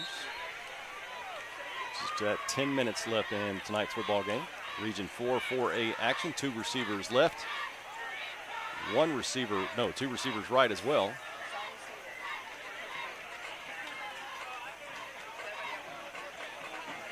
Looking to pass is number 2, the quarterback. Being pursued. And Jordan Gowdy flushed a quarterback a ways away from the pocket there. Are they going to call roughing the passer there? I believe that they are. Yep. No, intentional grounding. Oh, okay. He was well out of the pocket, was he not? Yeah. I mean, don't get me wrong. I'll take any kind of penalty that you'll throw against the opponent, but And I believe that's what the head coach for Leake Central is arguing as well. Can we pick up this flag? Nope. No. Yeah, penalty the call has been made. So that's going to bring up with intentional grounding. It is paired with a loss of down. So that's going to make it 4th and very long. 4th and about 18, it appears. All right, I'll get the return man's name right this time. Braden Epting standing at his own 40-yard line. Is that the same punter? Is that 45? Yep. Eric Felix near the 20 of Leake Central. 5 seconds. Well, never mind. They just reset the play clock. So we have a gentleman that was on the West Lauderdale Knights side of the field that will actually take away an extra 5 yards from the Leake Central Gators. He came onto the field, but he was on the Knight side of the field. So again, I believe that's a penalty that, hey, thanks for the 5 yards, but that was a short kick that would have resulted in a big return. So now he is going to be punting from inside near around the 15-yard line. Makes it 4th and about 24, I believe, something like that. And once again, the Knights possibly, don't know what's going to happen yet, but possibly maybe getting the ball on the Leake Central side of the football field again. It certainly appears as such because, the deep man is only on the 47-yard line. Low snap, punter digs it out, and line drive punt going to come around the 47-yard line, but Braden Epting already into Leake Central territory around the 32, 33-yard line. Yes. That's a great return. He's going to have, like I said, he caught the ball somewhere right around midfield, maybe a little bit on his own side, somewhere around the 48, 49-yard line. So that's going to go down. It's about a 25-yard return. It was so quick to get to him. He had plenty of time to run, right? You don't have that if you have a hanging punt. Exactly, because it was a low punt, fairly short punt. And I apologize, about a 20-yard return, but still a good return for Epting as the Knights take over on the Gator 32-yard line. 2 receivers left for Ridge Brown. Also Hayes Nance to the left of Ridge. Hayes Nance with the carry, took to near the 25-yard line. Good run by Nance, able to make the first man miss and pick up about 7 yards on it, 6 yards. 7. He's looking to bring up a second and long 3 situation here. The ball is placed right on the 25, it appears. Antonio Ratcliffe and then Hunter Fuller are your receivers to the left. Going in motion is Fuller. And he'll get the handoff to the 25, to the 20. Out of bounds around the 16-yard line. Did you see where he landed in that water down there, that standing water? We've already talked about it a couple of times. The field itself is in decent shape, pretty good shape. But outside of the boundaries, outside of the sidelines, you've seen a few puddles of standing water, and he kind of landed right in one of them just then. But that run's going to bring up a 1st and 10 for the Knights on the Gators' 17-yard line. Brown hands off to Nance. Nance follows a few lead blockers inside the 15 to near the 12, maybe even the 11-yard line. Yeah, that's going to bring up 2nd down and about 5. Hayes is probably the shortest of our running backs, and he was just able to hide behind some bigger offensive linemen and get those 5-6 yards. You get lost behind those linemen, and that's a pretty good thing. Well, right? and you see guys on every level do it. Even like a professional, guys like Darren Sproles, you have Alvin Kamara, your Reggie Bushes, able to hide behind them and pick up the yardage. There's a flag in the end zone. Again, that's illegal. They have 12 guys on the field. How do you do that? 3rd time for the night. Yeah. And that's just ill-prepared, not knowing the situation, not knowing what packages you're supposed to be in. All right, but I am going to defend them a little bit. You're sending guys in who aren't accustomed to playing. Right. So this one's a little more excusable than the previous 2 because 1st down and goal from the 5, or around the 6, excuse me. Nance with the carry. Not much there. Yeah, that's going to go down maybe as a gain of 1, if any. But no, so like I was saying, you excuse this one a little bit more because you do have a lot of substitutions, a lot of younger guys. Your JV players are getting some meaningful minutes in the game. But, man, you've got to have somebody there to recognize when that's about to happen. Second down and goal from the 7, excuse me. Nance with the carry. Nance gets up near between the 5 and 6 yard line. I believe that's still. Are they going to give him any yardage there? A yard, I would think. Third down and goal. I didn't see the marker move. So, yep. So third and. Yeah, there he goes. It gets up about a half yard. There we go. We'll take it. So getting down into goal line situations, they're stacking the box. I'm looking at 9 guys in the box. Going to motion is Fuller. Fuller will get the handoff, goes to that far side. He had a little trouble with the handoff, but there he goes. He is going to be diving for the end zone, and he gets in. Yes, he Touchdown. does. Knights have scored 60 for the first time in I don't know how many years. We had that thought last week, didn't we? Yes. I don't remember what it was. Our buddy Greg had sent it to us. Maybe 50 years or something like – it's something outrageous last time we scored 60 points. I know it's not happened since I've been calling games, and that's been nearly 20 years. So. Yeah, I mean, you don't have to remind us that you're old, Lee. Awaiting the snap for the extra point. Kick is up and is good. Cooper Luke back there on the football field kicking those footballs in the uprights. 61-13 as we look at the Premier Paint and Body scoreboard. We'll be back after this on Q101.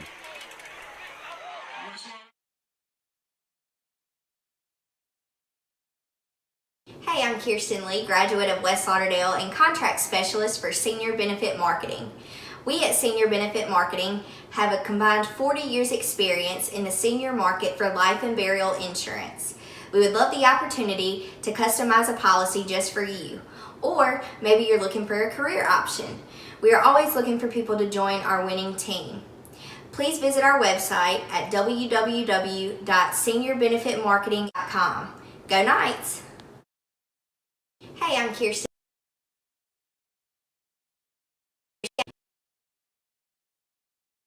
Back in black with their black uniforms, black pants, black jerseys, black helmets, and it's 61 points on the scoreboard there. Kickoff return up to the 10, 5, or excuse me, there is a flag on the flag, up to the 20, 22-yard line before being brought down. All right, did you see the penalty happen? I did not see the. All right, I just saw the flag flying. The deep man caught it on the 5-yard line.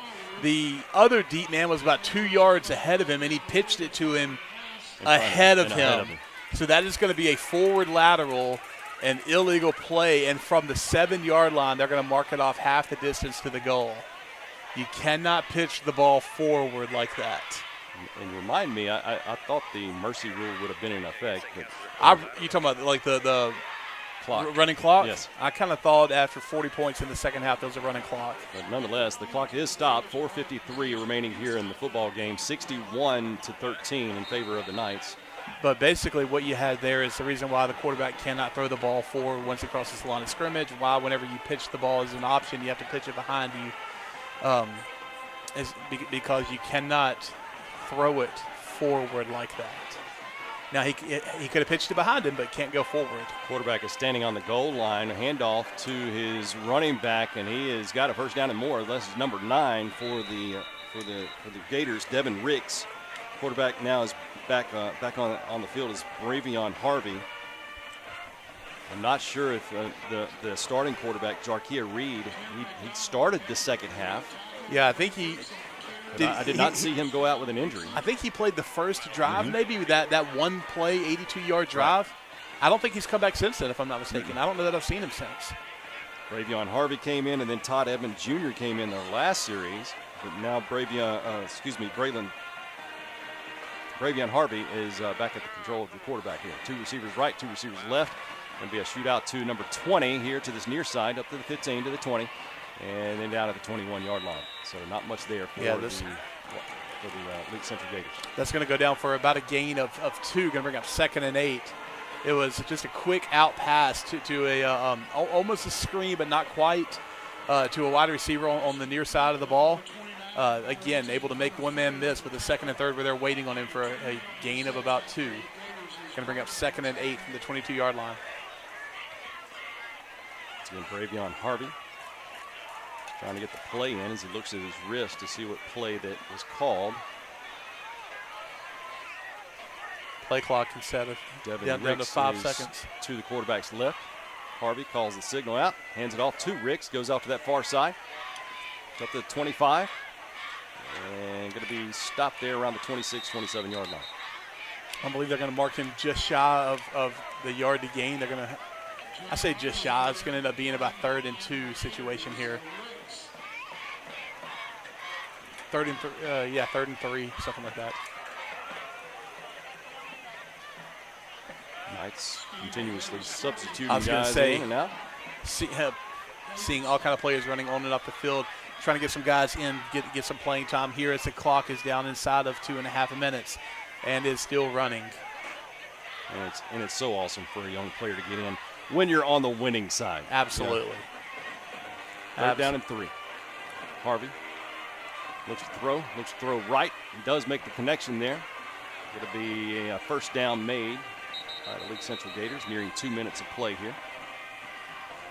Needed 3. I believe he's going to have gained about 4 there. So defense doing a good job of bottling him up. Just got a little bit too much. So it's going to bring up 1st and 10 for the Gators on their own, 31? 31-yard line. Yeah, 31-yard line. Clock down to 1 minute and 40 seconds left. Harvey still at the controls for quarterback. Has 1 receiver to the left, 2 to the right. It'll be a handoff to Riggs. Comes this, actually goes right up the middle. Yep. And he's going to pick up get out to about the 35-yard line, 34. So it's going to bring up a 2nd and 7 situation, 2nd and 6 maybe. Do you try your hardest? You're not going to not try to score, but do you try your hardest knowing that points are calculated and used for the district play? Do you try to put some points on the board before this game? Well, at this point, because you're playing 2nd string, 3rd string guys, you cannot get too intense, too technical with the playbook. So that's where you're seeing a lot of, straight dives. High snap, quarterback brings it down, looking to pass though, and he is going to go down. The ball is on the ground. All right, it's going to be recovered by the Gators, but that might be the final play here. Yeah, they haven't reset the play clock, and the game clock is inside of 30 seconds here. You had some guys running deep routes, so it's taking them a minute to come back, and they are taking their time. I don't see them snapping the ball again. 20 seconds left on the play clock. Yeah, I think that's going to be it here, guys. Well, the Knights have done something they have not done in my lifetime that I know of. Scored 61. Might have allowed 60. Back in the you know what days.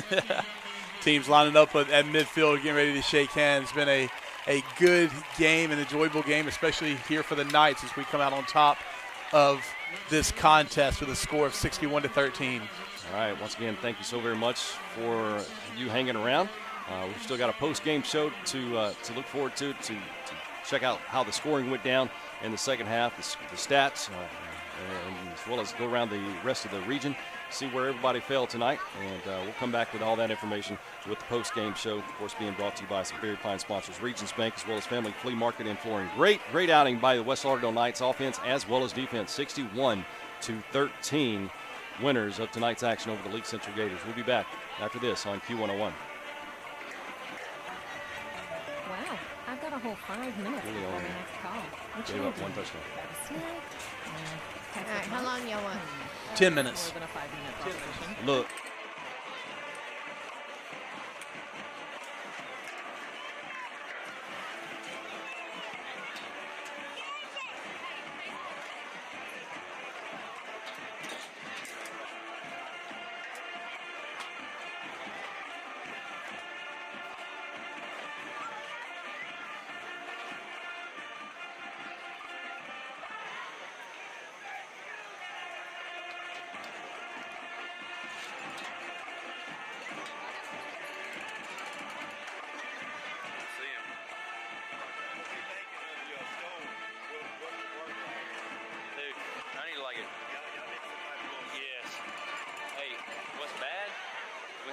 On the bleachers out there on the other side of the fence. Oh my gosh, terrible.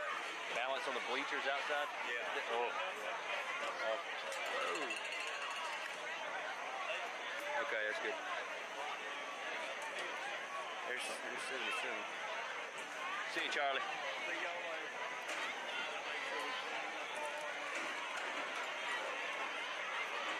easy, bud. Take it easy.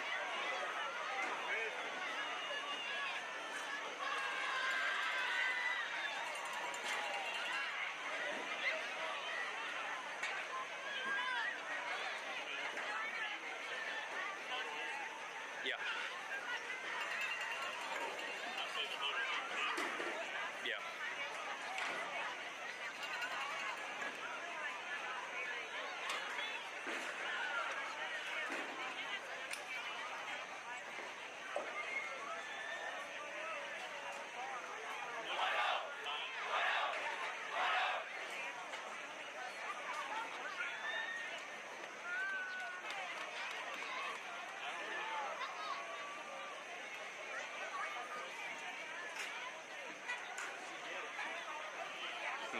Leaving.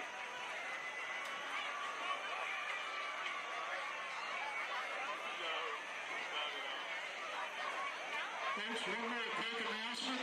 While you're still here at the stadium, I want to take your seat out. There's going to be a fireworks display here in just the next few minutes.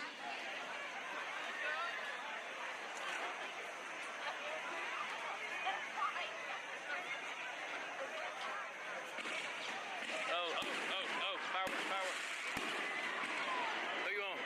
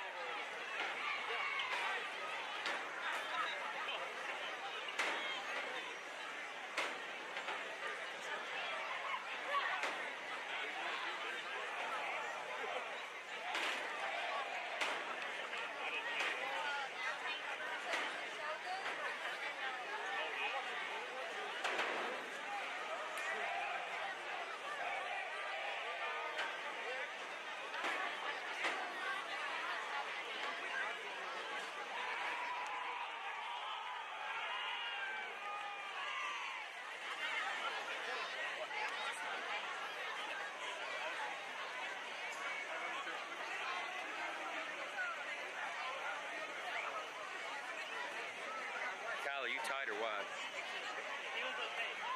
Then we'll go in tight.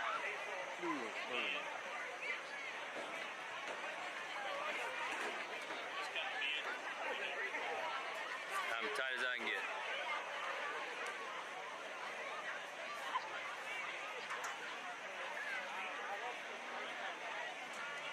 Let's see, Jackson, there's Hunter in the dead middle. Turn around and get all the shots of the vehicles,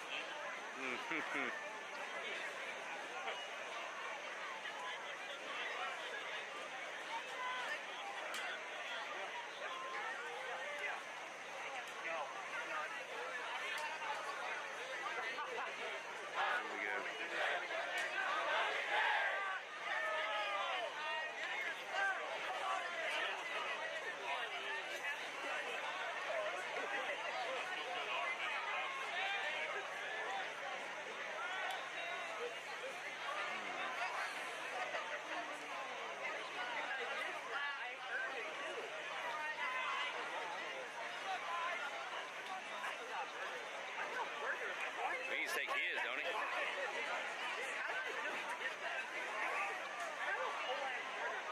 No.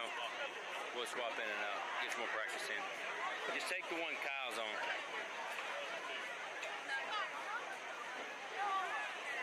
Yeah, it is. That is. Hey, are we still on audio on this one?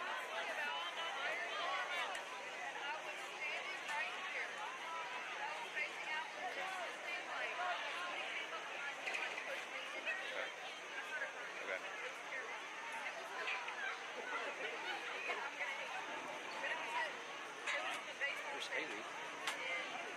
There's some.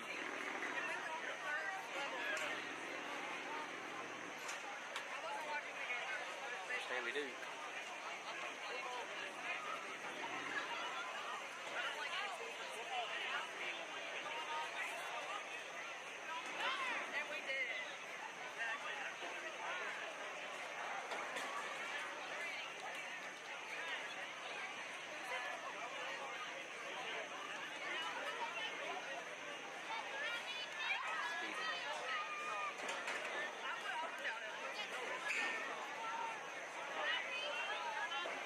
just going to lock in right there for a minute.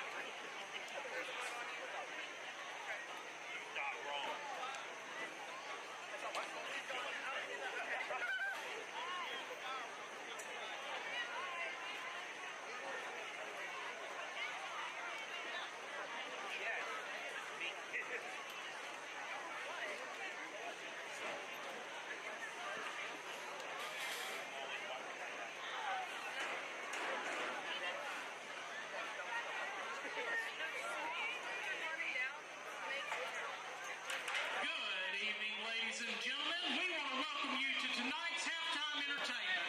The Spirit of Leake Central from Carthage, Mississippi. Drum major is Ashton Strong. Drum captain is Angel Lopez. And color guard captains are Amara Kincaid and Kamara Kincaid. Directors are Tim Ferguson and Connor Bell. Color guard director is Jenny Ferguson. Tonight's show is entitled American Vacation.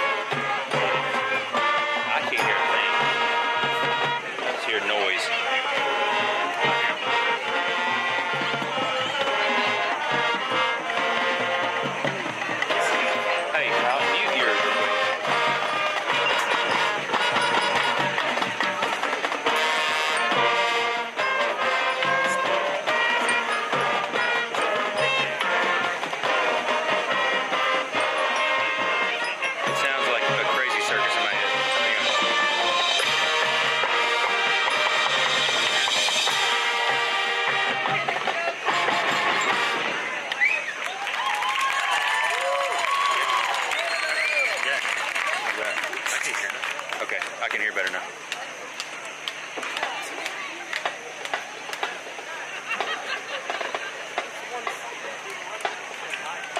That it? Good job, guys. Way to go. Good job.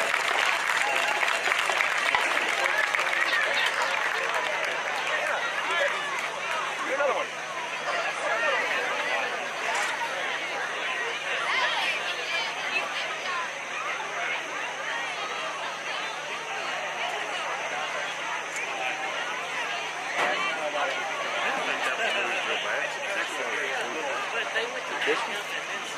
No, he is not. And even if he was, you know my answer.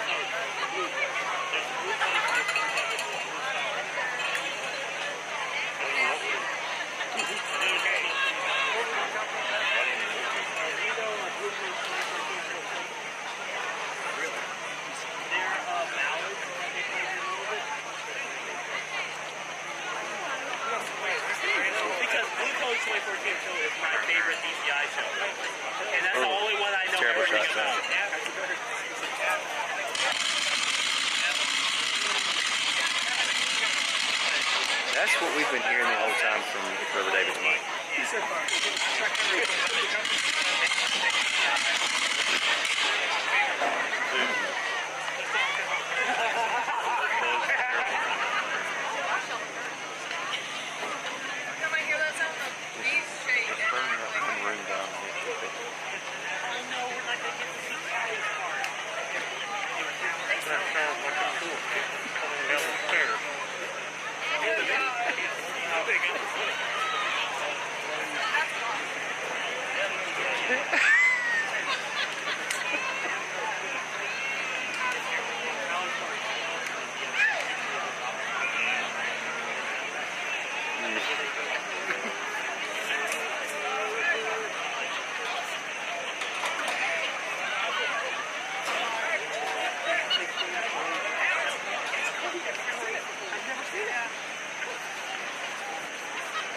No, you did not.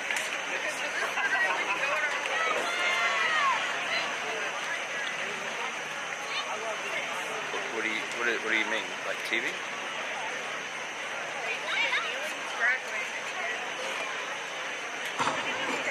Oh, whoa, for real? Oh. What are you gonna do with it? Yeah.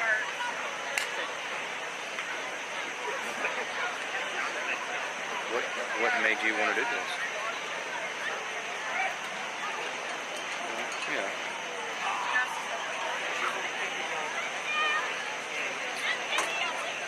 There you go.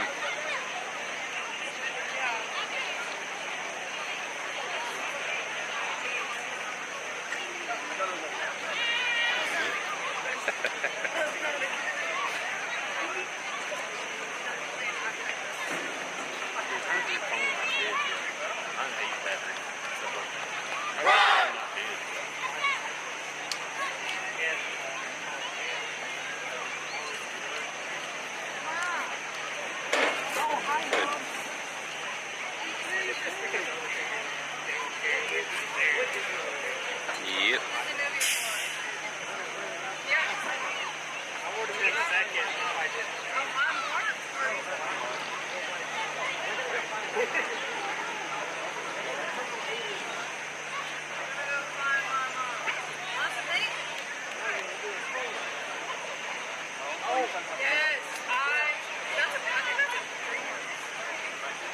Wait, Disney owns everything, so it doesn't matter.